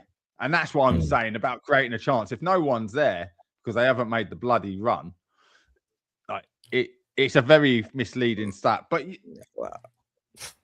it's just sad. It's just sad reading Luke Shaw has created 1 big chance. It tells you a little bit about the state of our club. Can I just say that Bueno, superb dribbler, I'm really good on Jules 1. I just thought I'd point that out. Yeah. Let's not make that, I- let's throw that in. Could we do And it like a I want cheeky some bid on fighting like on. Art Nori, the guy who came from Wolves? He never You'd plays take for Nori. City. You'd take Nori. Yeah, why not? He's hardly Are you- played for City, so he's not as if, Yeah. I'm not taking City players. No, okay. Then we should go for Kadioglu. Ferdet Kadioglu, the Turkish guy. Who? Skelly. I know you're on about. Yeah, I know you're on about. I think we should go for Ryerson then. Yeah, that's my first pick, Ryerson. Let's get a Stunner Stairlift in and get Ryerson in. Well, Man United is a club of Dennis Irvin, and we have had Patrice Evra. We have had so many attacking great fullbacks. But my Man United 11 has Dennis Irwin in it. Yeah, same. Oh, you have prepared your all-time I've done my 11. yeah. The Premier League era. I've done it. Yes. Yeah. But guys, prepare your starting. Your all-time Premier League 11, Man United 11. Yes. I just want to say I have one more transfer update. We need to cover that one, and I also want to talk about the PGMOL apologizing to Nottingham Forest. So we have two more topics to cover before we go to the Q&A. So let's just start with the one on Gibbs White. So just let me find it. There we go. We all saw Gibbs White yesterday. He scored a good goal. It's Team Talk Really reporting, but we know we have been linked several times, and it's either him or Roger Morgan, I suspect. Morgan Rogers. Yeah. So Man United have really strong interest in Morgan Gibbs White, but Nottingham Forest are confident. Confident he'll stay. I'm confident he will stay at the club this summer. Yeah. So again, is this a player you would take? Because I think he was really good yesterday. If Manchester United come calling, Morgan Gibbs White saying goodbye. I would take him in a heartbeat. I think he's been excellent all season. And if you remember last year, the game was fizzling out, wasn't it? Until he got booked. Do you remember? He came in and he smashed Martinez on the byline, and he got up and he got booked and he was fucking fuming. Five minutes later, he's peeling away because he scored. Yeah, he lit the blue touch and bent one in. Lit the blue touch paper in that game. I think he's been excellent this season. He's got a lot of spirit. He got a really nasty cut. He was concussed, I take him. He's going to cost a lot of money though. I think if you've got a chance to get in Anderson, if he's still on the market, I don't see us getting both. I see us getting one out the two of them. And I'd take Gibbs White. I think he's fantastic. He's industry. He's good. He's quick. He's fit. I like him. Him and Cunha, fucking hell, in the same team. They were brilliant for Wolves. He's very versatile. He plays left, right, centered like a 10 striker. Yesterday, on paper, I think he was a left winger, but I think he played as a roaming 10. He was all over the place. Everywhere. So was Anderson, by the way. Everywhere.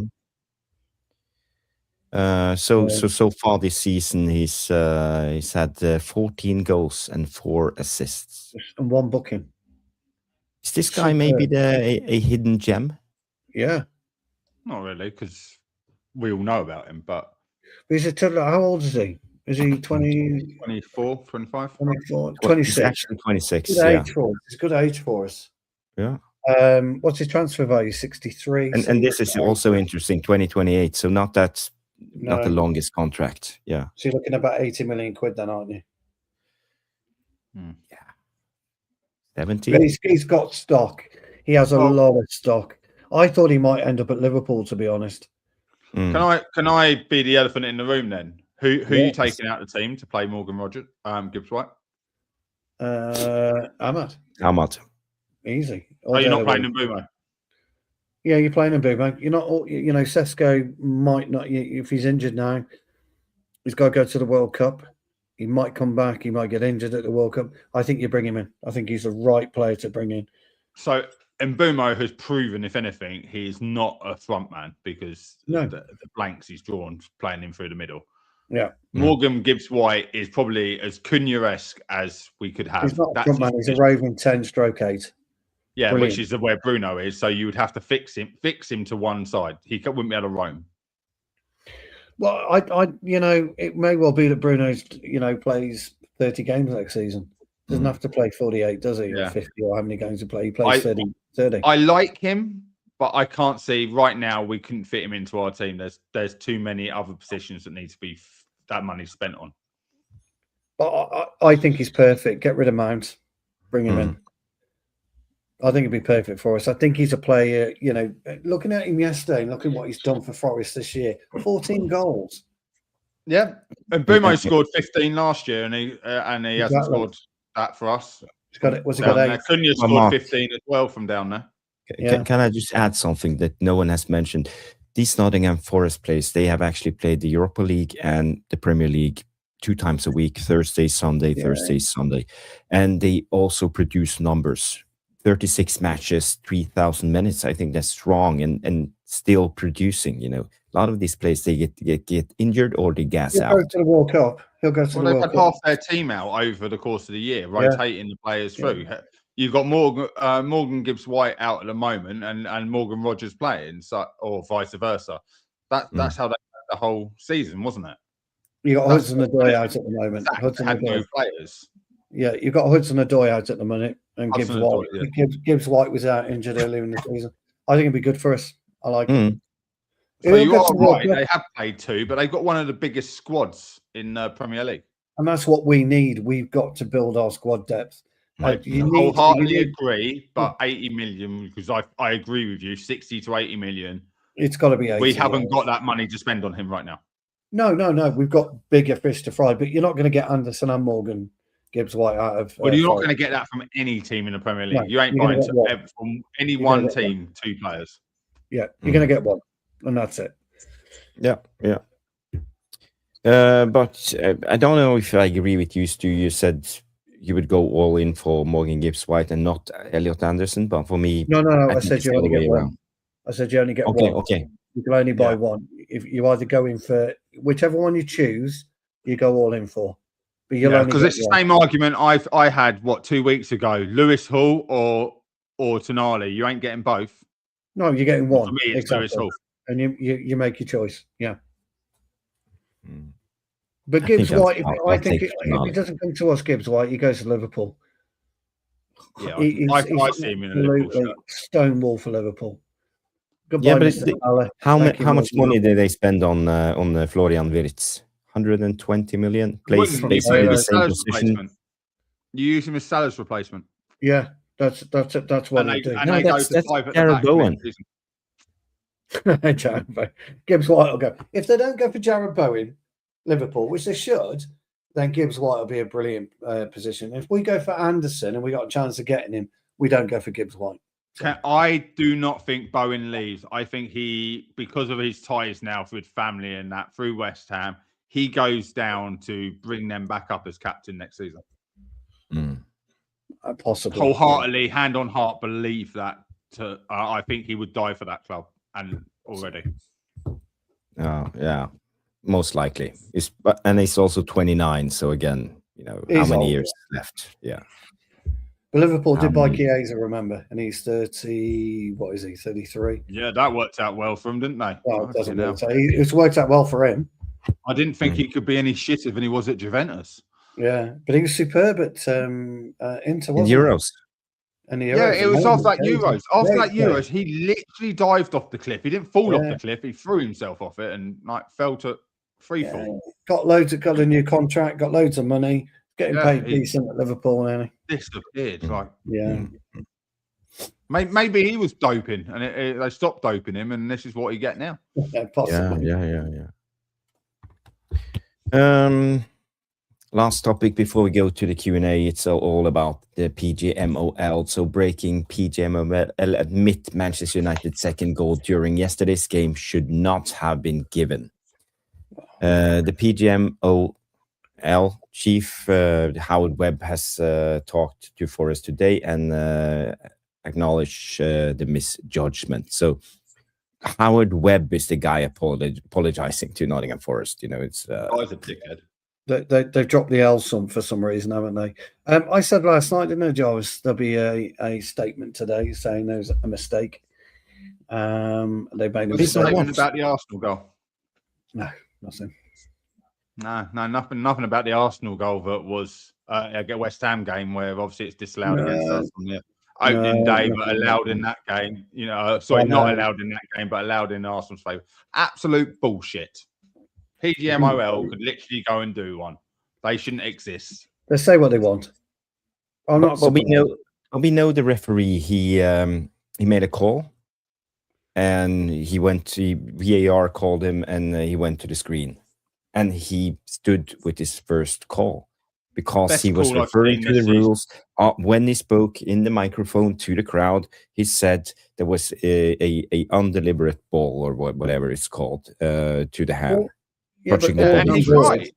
But He's all so handballs right when you watch but it they're back. all. Nobody does it deliberately. Nobody handballs deliberately. Henry Island. Luis Suarez did for Uruguay. Yeah, but I'm talking this season. How many times have we seen this season, right, the ball bounce up and hit a hand down here?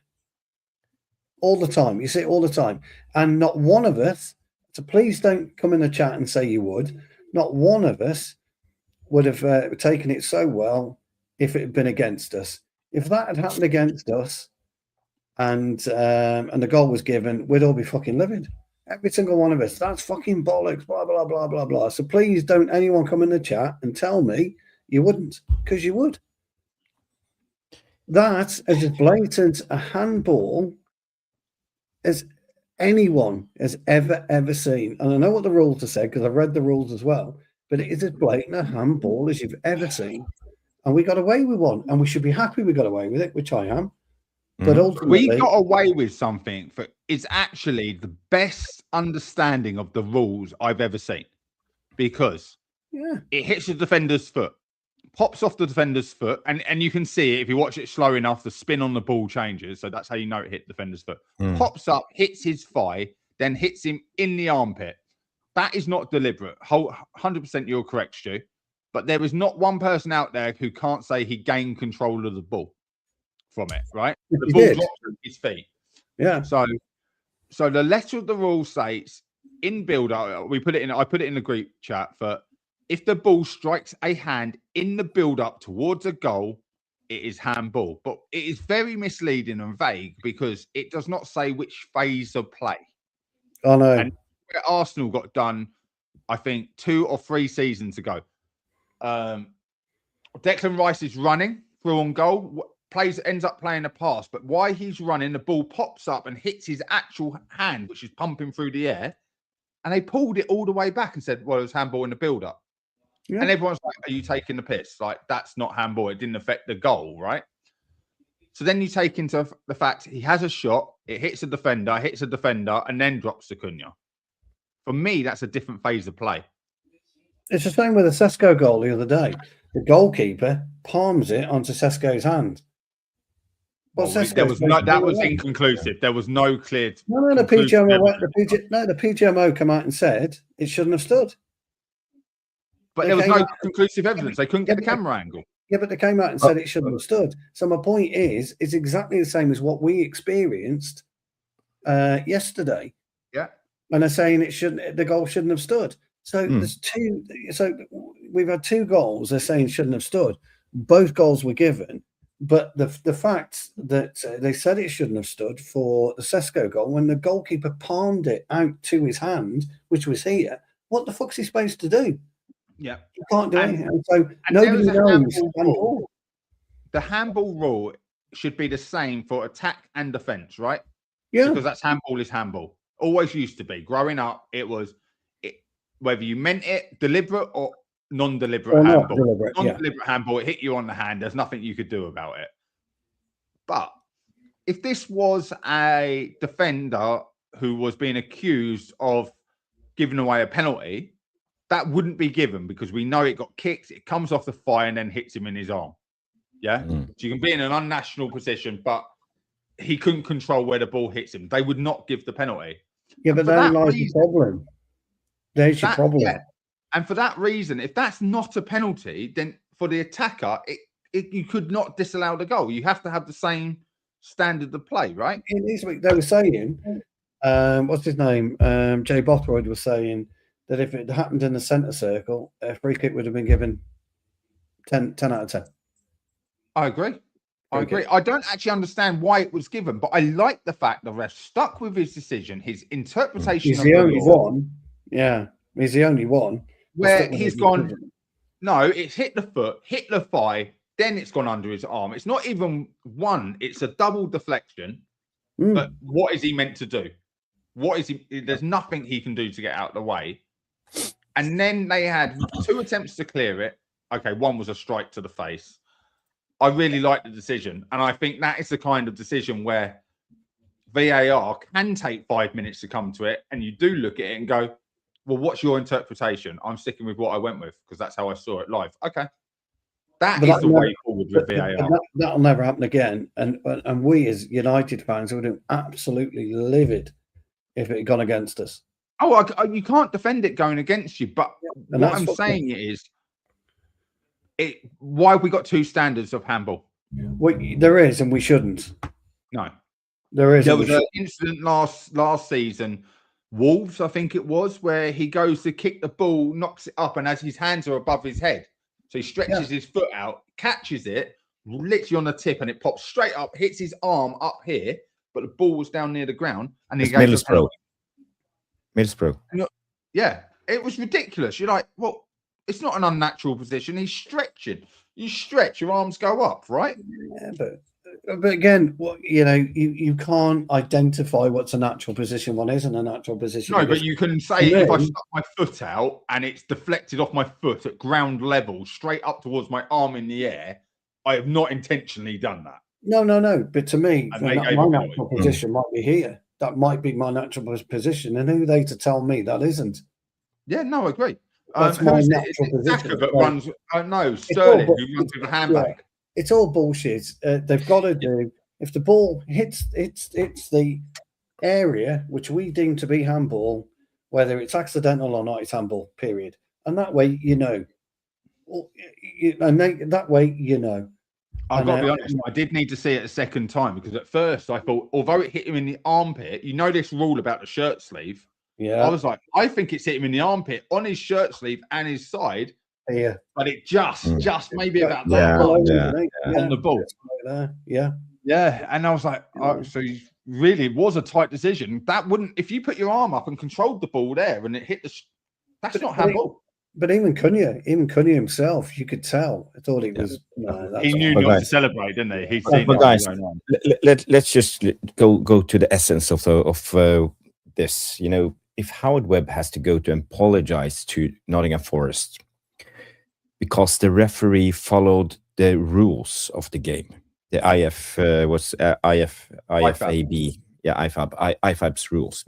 I showed you the rules, and the rule states that if a player kicks, heads, or controls the ball and it accidentally rebounds onto their own arm, that alone is not an automatic handball under the modern interpretations. So that's the rule. And there are some specified guidelines under this, and it says whether the arm is in a unnatural position, as I would say it's not, whether the player made their body unnaturally bigger, let's say a defender dropping down to block a shot, it wasn't, and whether it was a deliberate movement towards the ball, it wasn't. He didn't try to go after the ball. And it's also about proximity and reaction time. And all of this, for me, I think the referee followed the rules quite well, both the written rules and the guidelines. So for me, why is Howard Webb going out and apologizing to Nottingham Forest? Because PGMOL always comes out and go by the rules. After the Martinez's pull in Calvert-Lewin's man bum, or whatever you want to call it, They clearly stated pulling of hair is considered violent conduct. It says so in the rule. Jarvis, there is a different thing in the IFAB rules. The IFAB have made significant changes to the handball rules effective from the start of 2026. These changes reduce controversy and impact clarity for referees. The rule now provides a more precise definition of natural position for arms. The arms above shoulder height generally considered unnatural, regardless of intent. Only handball directly before a goal will result in an automatic cancellation. Match officials have the increased discretion to consider context, increased ball distance, reaction time, everything you just said, deflections. The threshold for VAR intervention has been adjusted to reduce overturn for marginal handball incidents. These changes will be implemented across all competitions under FIFA's judiciary.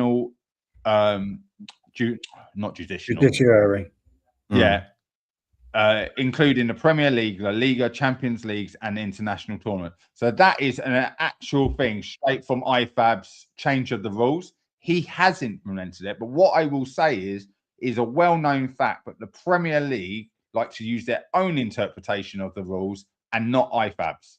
There are multiple rules which that's why I'm saying they are guidelines besides the written rules. And I mentioned the guidelines because this is why we get punished in European competitions, for international competition, things like that. And the last two, the Euros and World Cup, we did not have VAR or referees there because we could not follow IFAB's rules as written. We interpret them differently in the Premier League.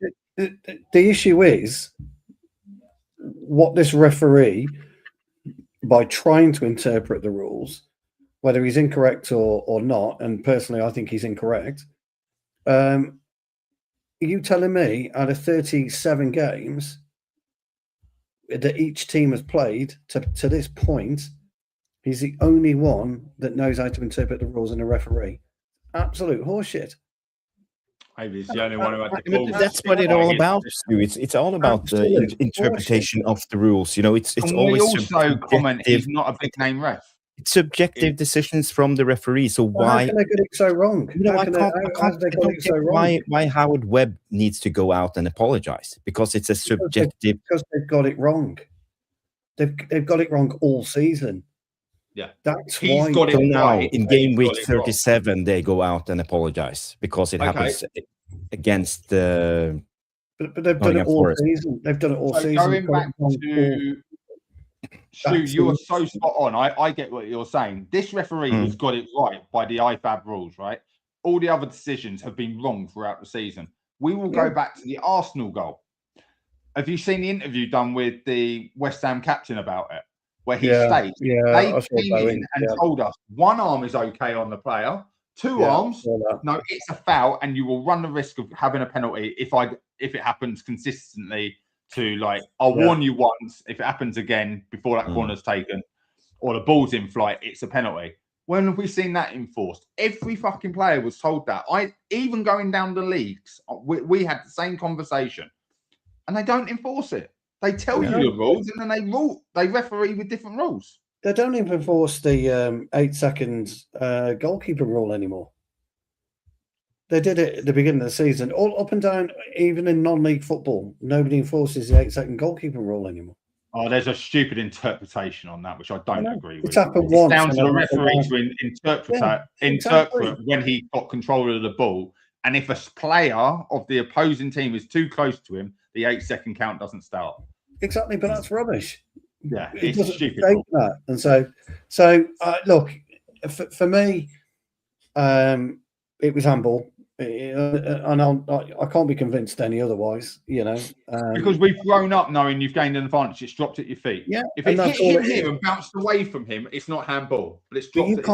You can't have one referee, right, at the whole of the Premier League interpret the rules correctly and nobody else interpret it correctly. You can't have that.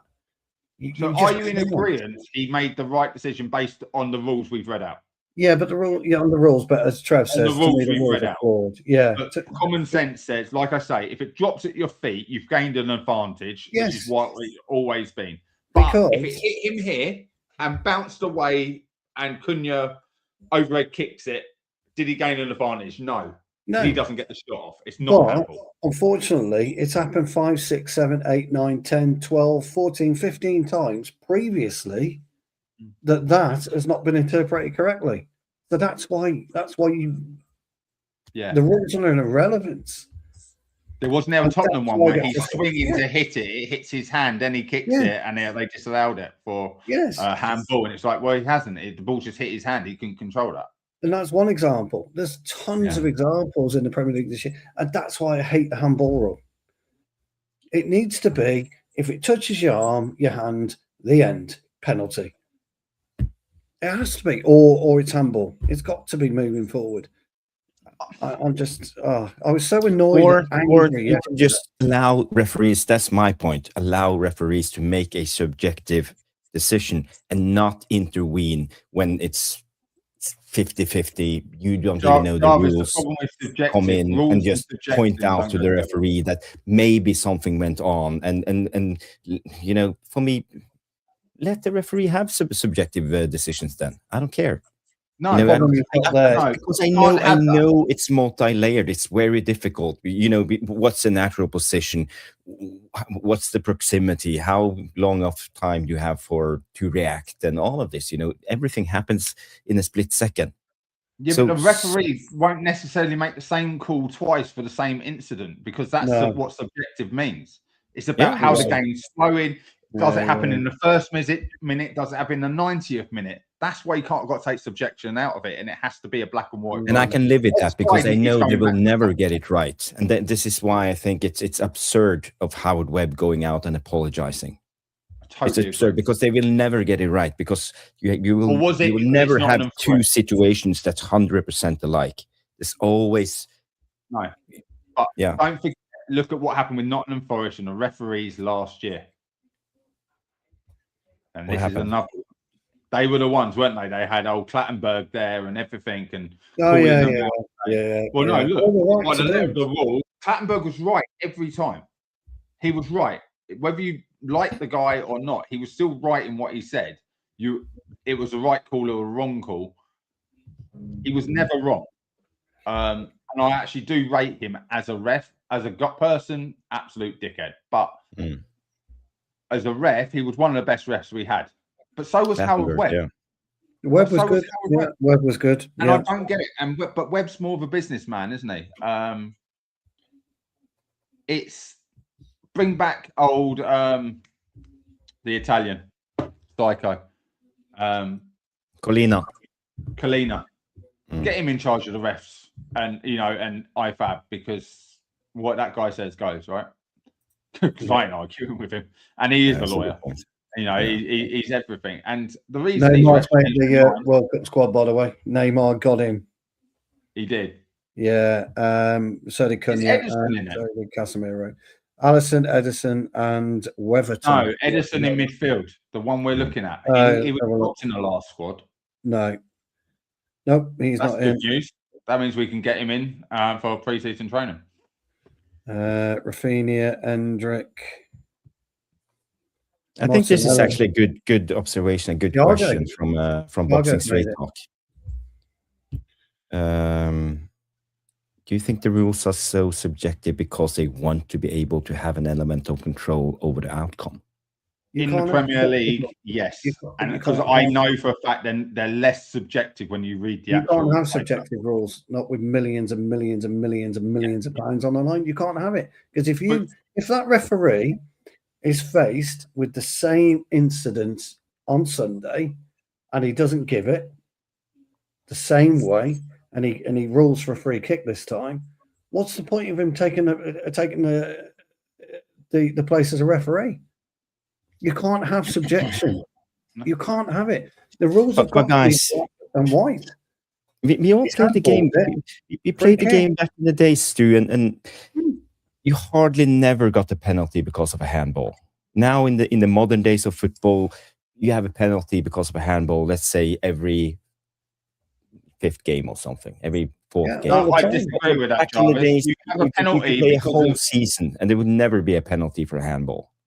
Jarvis, And that's why. you don't That's get a penalty because of the because referee. every time the ball hit the hand or the arm or whatever, the ref let it go, because a blatant handball is like stretching out, trying to reach for the ball, trying to take the ball, Yes. trying to block the ball. And when the players are not doing it, leave it be. That's my interpretation of the game and how it should Right. be. That's how it should Because be. that's That's the how it should intention be. of the handball Yeah. rule. That's how it should be. You're If both you missing the deliberately point. try and handle it, then that's it. Good night. Penalty, free kick. You blow the Right. whistle. The referee doesn't give the fucking handball. VAR gives all those penalties for handball.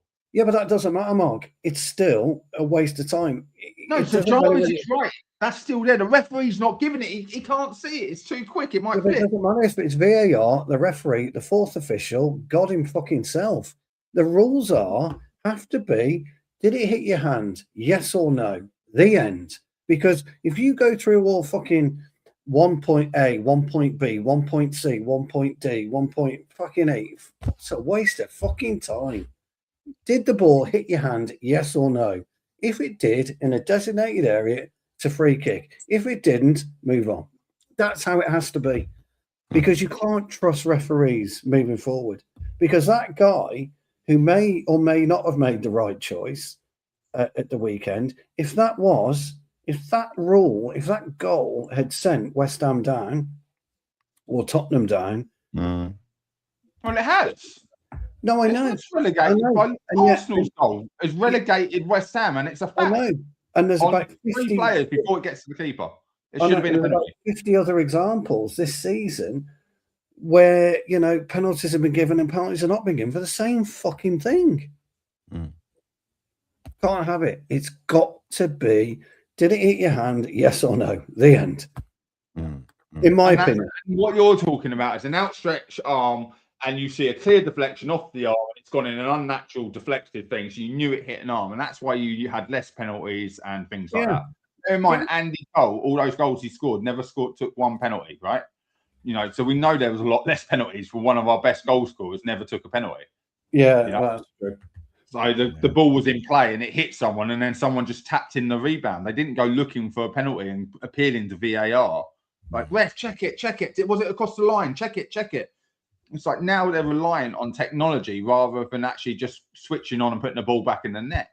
You need to scrap VAR. What I will say to everyone watching, I would recommend to everyone watching, read the IFAB rules.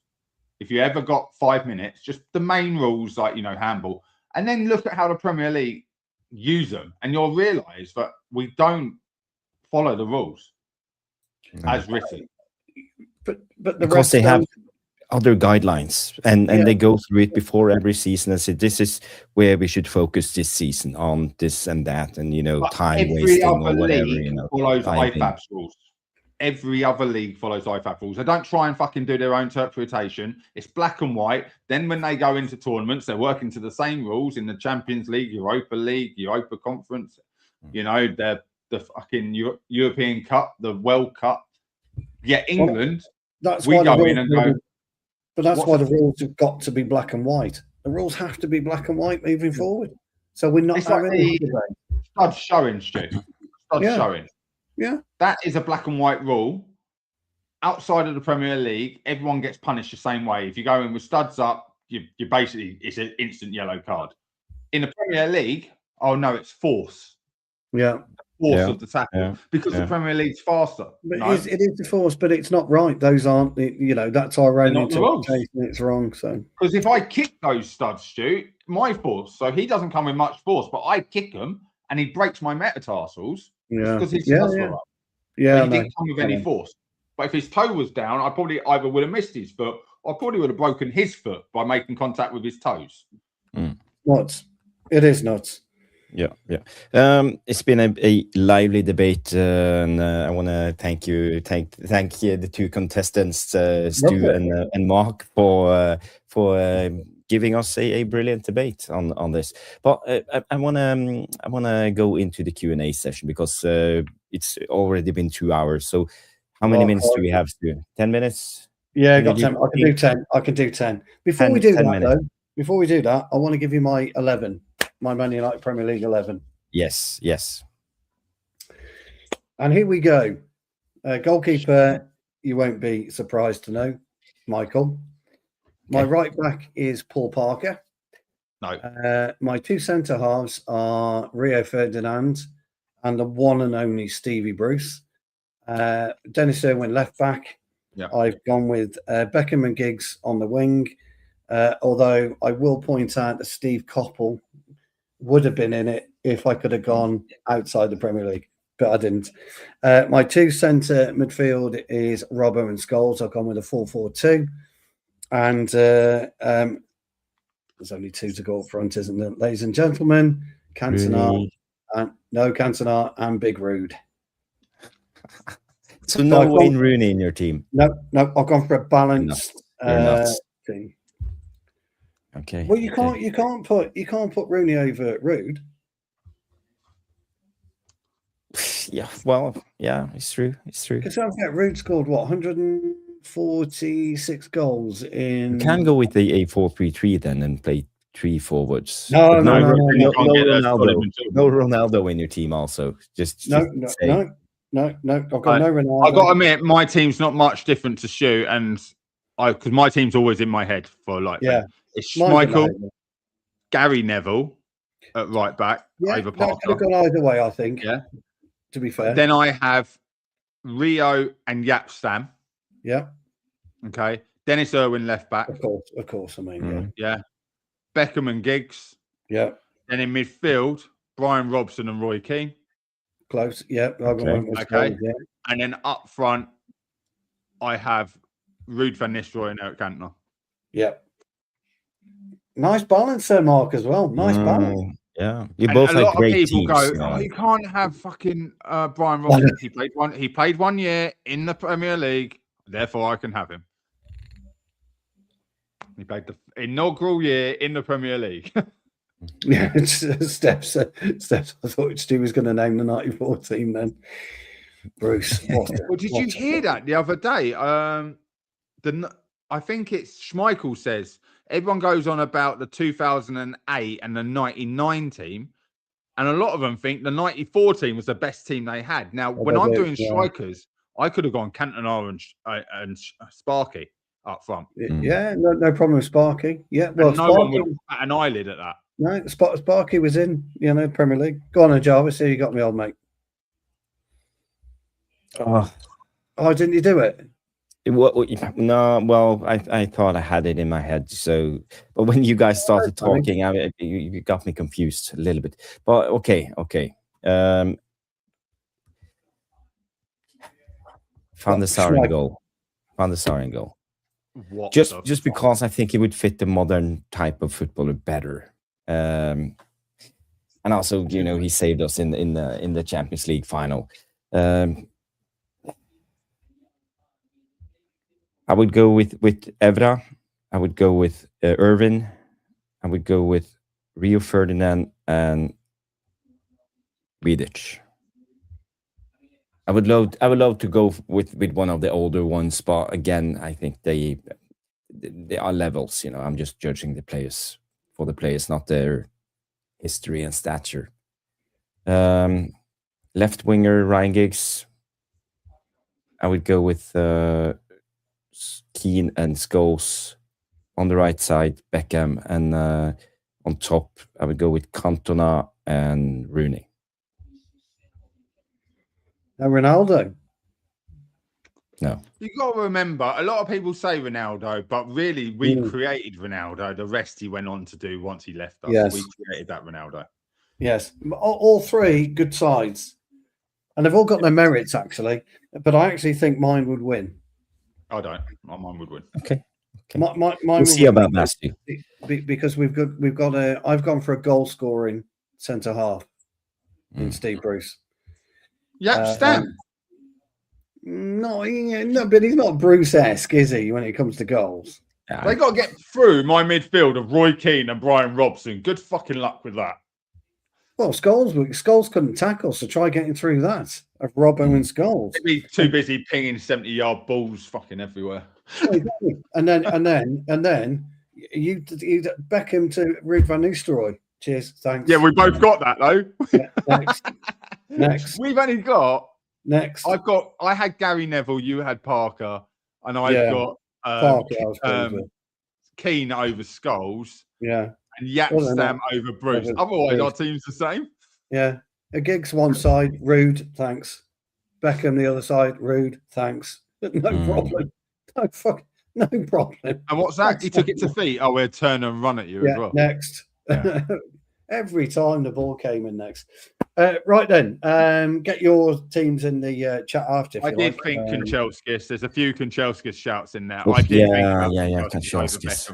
You Kanchelskis for speed, but I've looked at mine. I mean, those are that's a team that would excite me, and I think that beat City today, no problem. But I have to admit, as a striker, one of my favourite finish was the Poporski chip, where he scoops it over the striker. Yeah, it doesn't quite get into my 25. Subs wise, I didn't put any subs down, but obviously Rooney got on the bench. There's no subs. It's no subs. It's just the best 11. That's the task, guys. And I just want to read out Trevor's team. He said the Schmeichel, Irvin, Stam, Vidic, Paul Parker, Beckham, Keane, Scholes, Giggs, Van Nistelrooy, and Cantona. See, it's interesting, isn't it, how people view. Yeah. And Johnny K comes in and says Schmeichel, Neville, Ferdinand, Vidic, Irvin, Beckham, Keane, Scholes, Giggs, Rooney, and Andy Cole. Andy Cole. Why not? Right. And I couldn't argue anyone saying to take someone out. There you go, Cantona and Hughes. But Andy Cole, Mark Hughes, or... To be honest, you can't argue with either. Anyone that puts a side out, you can't argue with any of it. Or Rooney, really. You can't do it because nobody's put Ole Gunnar Solskjaer in there. But look at Stephanie putting in Mark Hughes. Yeah, no, that's right. I 100% agree with you, Steph.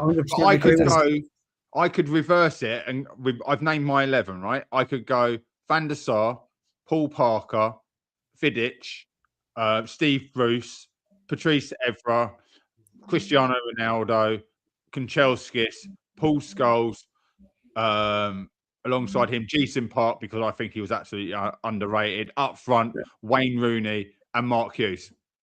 There's 2 11s. Well, you could put Ole Gunnar Solskjaer in there. You could put. That's what I mean, without even naming them. That's the Man United we live with. Gary Pallister. Growing up with. Yeah, Gary Pallister. You could easily put him in there. Guys, the task for next Monday's Jarvis's Corner is the most underrated all-time starting 11 Man United. Ooh, underrated. Underrated, yeah. Underrated. Like John O'Shea, Jason Park, whatever, So yeah. Next Monday, guys. Okay. Superb. Right, let's do a Q&A before I get shot. Let's do the Q&A. Yes, we can do 10 minutes of Q&A, yeah. Okay, let's play the jingle and start going with Q&A.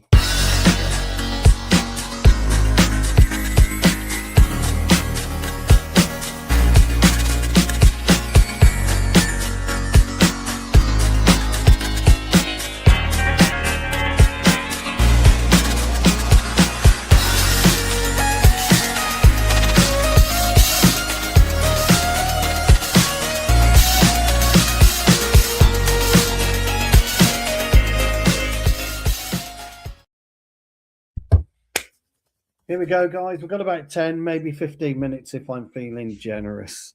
But we're going to have to be quite quick with the answers because I do want to get through a load of questions. And we are going to start off with Trevor Wade's. And this is really quite cool. If you had to be called a different name, what would you like to have been called? And Stu Shirley doesn't count. But I do. I have an alter ego. I will tell you my alter ego. What would be your alter ego name? Jarvis. You've already got it. It must have been Rick Astley. You've already got your alter ego. Yeah, Jarvis. You are Jarvis Cocker. That is your alter ego. That's your alter ego. Or Rick Astley. Mark, yes. Who would you be? Going on the theme of the last sort of 2 weeks show, obviously with the time questions and that I've had, I'm going to go with God. because apparently that's what I would travel back in time and persuade people I was. That is true. My alter ego is Dirk Jason Diggler, ladies and gentlemen. Dirk Diggler, ladies and gentlemen. Dirk. Jason Stewart is my alter ego. Jason Stewart. Jason Stewart. Yeah, okay. Yeah, it's got a film star, and I have that film star persona. So it's not Ronnie Pickering. no, it has been once or twice. Great questions to start off with, Trev. They are really good questions. I like that. What else have we got? Trev's put a load in, so as usual. So we'll come back to some of Trev's. Oh, Bilal says, Mark, we'll start with you on this one. Who is the most underrated player in the Premier League currently? I mentioned him last night for me, but I'll be interested to see what you two come up with. It's a really good question. Maybe Sander Birch for me personally. I'm just giving it a shout. Yeah. I might shock a few people here. Shu, you just read out the Brazil team, and there was one name you didn't read out, and I don't know if it didn't jump out at you. It just proves he's underrated. Oh, go on then. João Pedro. Oh, He's been left out of the Brazil squad for the World Cup. Yeah. I don't think he gets the plaudits he should get because, that I know a lot of people who speak very highly of him from when it obviously when Pedro it was Chelsea, Brighton. No, interesting. And now he's at Chelsea, and that he I didn't make think it. he's very underrated. Very underrated as a striker. He didn't make it. I know Ahmad's been picked for Ivory Coast, and of course, Bowen has been picked for Turkey. Ethan Ampadu. Spoke about him last night. Yeah, very good. At least. Hugely underrated. He's like one of their best players. He's been absolutely phenomenal this year, Ethan Ampadu. He's never spoken about. Yeah, no, that's second half of the season. I think he's been absolutely brilliant. So, Jarvis. So we've gone with Sanderberg, João Pedro from Mark, and Ethan Ampadu for myself, Bilal. I know you're listening in the background, and you've got a question for Jarvis, and that is, would you sign Sanderberger if you couldn't sign anyone else? Yes. Sign Sanderberg. Save the money for the January transfer window, and we will come good. Sanderberg will he will definitely be the best midfielders, and he would unlock Kobe Mainoo. We have just seen the beginning, So yeah. So Sanderberg. So there you go. Right. Mark, one for you. Marani, if I've not butchered your name. Marani? Lavani. Well, that's his first. Mureni Lavani, that's his name. So okay. So we'll go with Mark. Can we compete next year with a front line of Sheshko, Cunha, Ahmad, and Mbuemo? 100% not. Yeah, we need another striker to rotate with Sesko, and Mbuemo can't play through the middle, in my opinion. Maybe Cunha could, because if you flip that, don't forget you got Dorgu, you got Bruno in there. Ahmad and Mbuemo would swap. And we could bring through a young striker, which I don't think are any already. And when I say young striker, I'm only talking about Obi. He's not ready. But he's nowhere near ready, and he's proven that in the when push has come to shove in the last few big games for the under-18s and the 21s. So no, I don't think we can. And I've said, haven't I? How many times on here I said it's 3 midfielders, a left back, and a striker. You have, yep.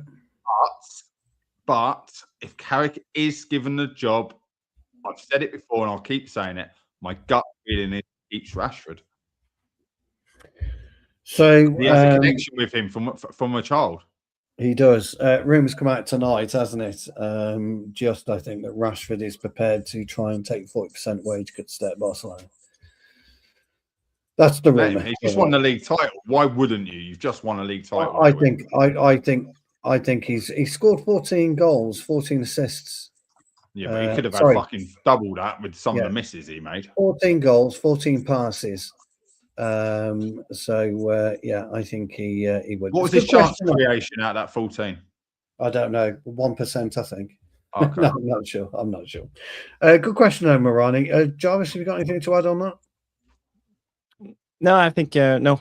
I'm good. No, I agree with that. I'm just answering a couple of questions to the guys in the chat by writing. Yeah. You carry on. Right. Let's see. Oh, story. So this one's for you, Jarvis. I do not like Lamans trying to be like Beckenbauer. What a player Beckenbauer was, by the way. 2 matches now. He's not done this before.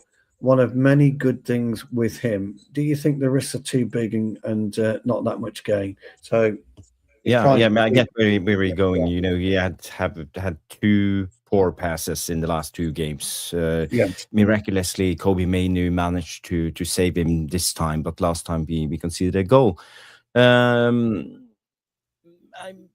I just see it as I don't think we are pressing him to be trying to play more expansive and playing out from the back. I think just his confidence has gone a little bit up, and he tries things he's not good enough to do yet. So again, keep on trying. You will fail sometimes, but I would like him to don't stop trying to play out from the back, and especially finding the number 6. Yeah. Story. Just so you know where I'm coming from. I'm old school. I hate this playing out from the back malarkey. It doesn't excite me at all. I like to mix it up a bit, but modern day, as Jarvis explained to me last night, modern day football is what it's all about.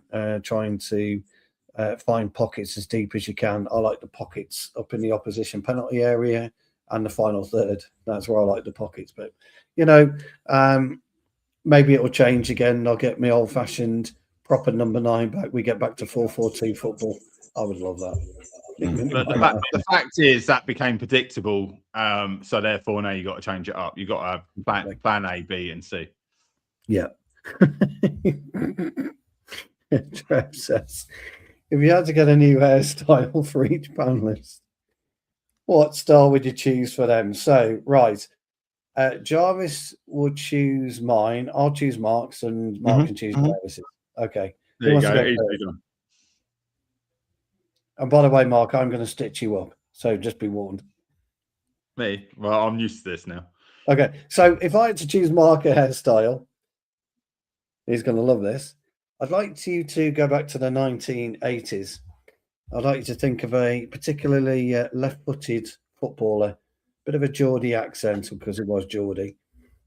England left winger, a Newcastle favourite, but ended up having a really good career out in Marseille.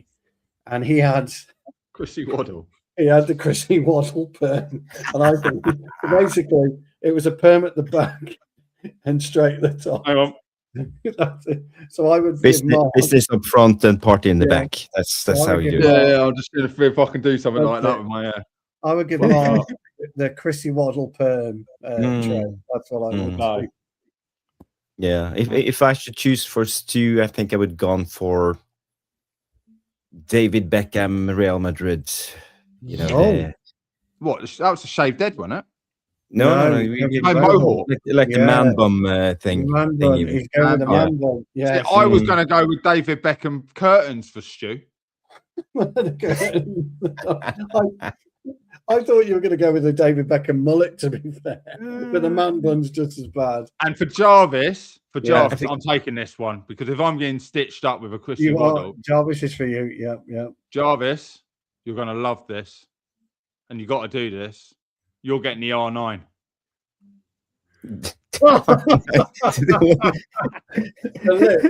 The lip. Yeah, absolutely brilliant. Fuck me. Yeah, that's good. That's good, that one. Yeah, the R9. I could do an Elvis, yeah. King Carrick says, I wouldn't look at a place employees to bar in place Academy 4 with the Mohawk. You're absolutely right. The blue, the gay bar. The blue. Who was that footballer who had the massive Mohawk? Played in Italy, didn't he? Winger. Yes, Slovak. What's his name? What's his name? Big Mohawk.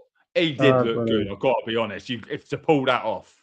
Yeah, Trev, that's a great question. A lot of fun for us all, and We've all stitched each other up big time here because those are hairstyles none of us would want. But the waddle perm, actually, I thought the waddle perm was good until you beat me with the Ronaldo lip. I think the Ronaldo, the R9 lip has got to be, it's got to be the one. Absolutely brilliant. Helga's come in with a question to all of us individually. Yeah, big up Helga. Within reason, if you could pick your dream 3 CMs to buy in the summer, who would you pick? Mark, we'll start with you.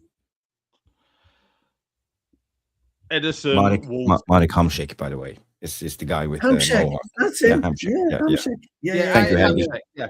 That's him. Yeah. Edison, Walton, and Heumann. Okay. Jarvis? Sander Berge, Elliot Anderson, and Matheus Fernandes. Baleba, obviously. Anderson, because he really impressed me last night with his crossing ability. Matheus Fernandes as well. That would be my 3. No, you would have picked Anton Stach. I think he's one of your. If I had to pick 3 though, because Stach is in there. Yeah, Stach is part of my fear. I do like Stach, but I think Fernandes over Stach for me because of his age. Yeah, okay, yeah, I agree. Well, I still look back what we picked last Monday with those stats, Jarvis, and we covered like out of 8 different percentiles, we covered like 6 of them off with 3 players. That could we work. Created almost a perfect midfield. It might not work because, like you said, they might run into each other, but on paper, it was the perfect midfield and achievable. Yeah, and that was Tchouaméni, Sangare, and Sangare. I forgot about Sangare. Yeah, Sangare, Tchouaméni, and Mainu in that. But I said take Tchouaméni out and put Baleba in with Sangare and Mainu. That was the perfect 3 for me. But one of those. So the fact is, guys, it's not names; it is profiles. We need someone who can win all day long and kick the shit out of people and get a red card. Lovely question, Helge. As always, mate. The Queen, Stephanie, my darling, she's in. Queen Stephanie is in. Love you loads. She goes, if you could change the outcome of one United, wow. If you could change the outcome of one Manchester United game, which one would it be and why? This season or no, one United game. Ooh. Wow. 7-0 against Liverpool. Wow. Oh, for me, it would have been the Nani red card Real Madrid semi-final. I think we had a good team. Was that the flying kick? He's trying to pull the ball out of the air. Yeah. Oh, that was horrendous. He knew nothing about the player being there. It was a red card, though. Yeah, but if we should have won that, we could have gone to the Champions League final. I think we had a good team that season. Oh, Java, I'm just thinking back how the guy had no clue there was going to be a player there. It's a great bit of skill to pull the ball out of the air. Yeah, it is, yeah.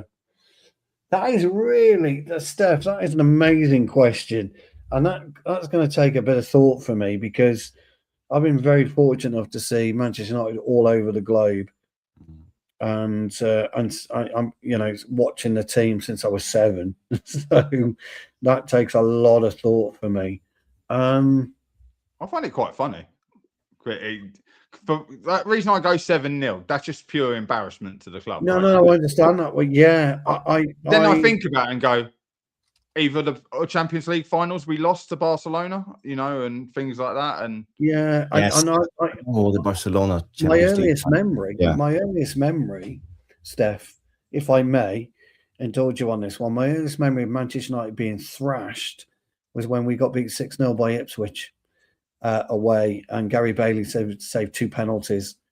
So that would have been in the 80s. And that was the first time I experienced football bullying at school. So I'm going to go with that one, Steph, because I was the only Manchester United fan. I was at Lilleshall School. So it would have been late 70s, very early 80s, like very early 80s. And we were beaten 6-0. But Ipswich had a brilliant team. They had Alan Brazil, John Walk, Eric Gates, A load of extra United players. Yeah, they had a fantastic team. Paul, I think it was Paul Mariner in goal. They had a brilliant team. Anyway, or no, it wasn't Paul Mariner in goal. I can't remember the goalkeeper, but they had a brilliant team. So that would be mine because I was had the piss ripped out of me big time. So, I changed my answer to the Villarreal Europa League final under Ollie. I think he deserved to win a trophy before he left. So yeah, I would have that one. Steph remembers that game. It was sweet when we beat them 9-0, yeah. 6-0, it was horrendous. Great question, though, Steph. I mean, what a question that is. Stu, you talk about bullying. Actually, I could change my answer to losing to Everton in the FA Cup final back in 94, 96? 95. 95. It was around that time, wasn't it? We were in the FA Cup final every bloody year back then, weren't we? Paul Rideout scored, didn't he? Yeah, and obviously so many Liverpool fans around, and the shit you got. How the fuck do you lose to Everton? You know, and just constantly laying into you for losing to Everton. Yeah. Right, couple more questions to go because we've been going 2.5 hours, so we'll do a couple more questions because I love the questions. That's so cool. Anyway, I got to scroll back up because I saw one early. Yeah, here it is. So this is from Thomas. And Thomas says, Mark, you can go with this to start with. If you could decide which direction would you like to see the club going in? Favourable director of football, coach, etc. Reasonable directions and decision that will get the club in the right direction. So he's saying if you could choose a direction in which the club goes, would you choose Carrick as coach and would it be Wilcox as director of football? So I would want a director of football like the Atletico Madrid one. I can't think what his name is, but I think he's a very, very good director of football. And coach, no, I wouldn't go. I think me and Stu have spoken more than enough on coach direction on this channel. But if it's not Ancelotti, it's got to be someone like that. If you want to move this club forward, Carrick, it will be a stopgap for now until we find someone better. And you only get a good director of football with a good manager, because you never know which one's the right one. Yeah, I agree with that.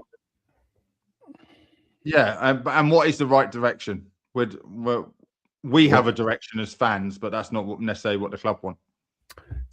Just before you come in, Jarvis, I'll go quickly. I would like Ranier back. Simple as. And a DOF role. I'd like him back. Yeah, as a DOF, director of football or technical director, whatever you want to call it, because he knows and he would be the right one, I believe, to push us forward. I think him and Vivell, head of recruitment, would work nicely together. So I think that'd be a great combination. And, you know, I'm not going to go with coach because everybody knows my thoughts on the coach. So, yeah. Jarvis, my old mate. Yeah, I think you covered it, but for me, it's only one direction, and that's get United off the New York Stock Exchange, get the Glazers out, and I don't want to be run by billionaires. I want us to be like Bayern Munich. I want us to be on the 51 plus the 50 plus 1 rule. I want the fans to be the decisive vote of a big club like Man United, because basically we are the fans now, and we have never worked in the Premier League. Well, you can say that, but for me, you know, I would rather us doing that than being owned by the Glazers. I don't want us to be part of the New York Stock Exchange. I don't want us to be listed. I want us to be a club owned by the fans. That's the direction I want to go in. Yeah, I love the fan ownership model, right? But it's very true to say that if you look at the clubs that are owned by fans, they seem to be the best in their league by a country mile. Would they want to be owned by fans if they were mid-table or pushing towards relegation because it all went tits up? They wouldn't. They want to be sold and money invested in the club. Yeah. One more question, guys. So it's just, I want to go with one more question. Yeah. Okay. Me too, but I'll meet him. That's okay. It's not even mine. It's from Jamie. And Jamie says, and the reason I want to, because I know you've got something to say about this, Jarvis, and that is, what are your thoughts on Steve Holland staying? Go on then, yeah, quickly, there was an update on this one, and the update came out. So thank you, Jamie, for reminding me. that not only Carrick but Steve Holland has also signed a new contract at Manchester United, seem as a crucial figure into Carrick's backroom staff. So Holland stays and put pen to paper until June 2028 plus 1 year option. And I've talked about this a couple of times, and I don't think it's the right choice. But you can have more assistant managers or coaches in your staff, so it's not entirely Steve Holland that I'm pointing at. I'm not that Woodgate is good enough. I'm not sure about Johnny Evans. I'm not sure about the under 21 coach. What's his name? Can't. Travis Bishop or something like that. Yeah, Travis Binion. Travis Binion. Travis Binion. Yeah. So I think we need more experienced guys who knows, because we are not Middlesbrough, we are Man United, we are a big club. No offense to Middlesbrough guys, but we are Man United. There's so much scrutiny, and you have to perform at your highest level at all times. So this is where I see. So I'm not sad because Holland stays, because at least he has some experience, but I think we need other voices who have some experience, who can come in and challenge both Carrick and Holland when the tough gets going. Good call. Good answer, Mark. I'm over the moon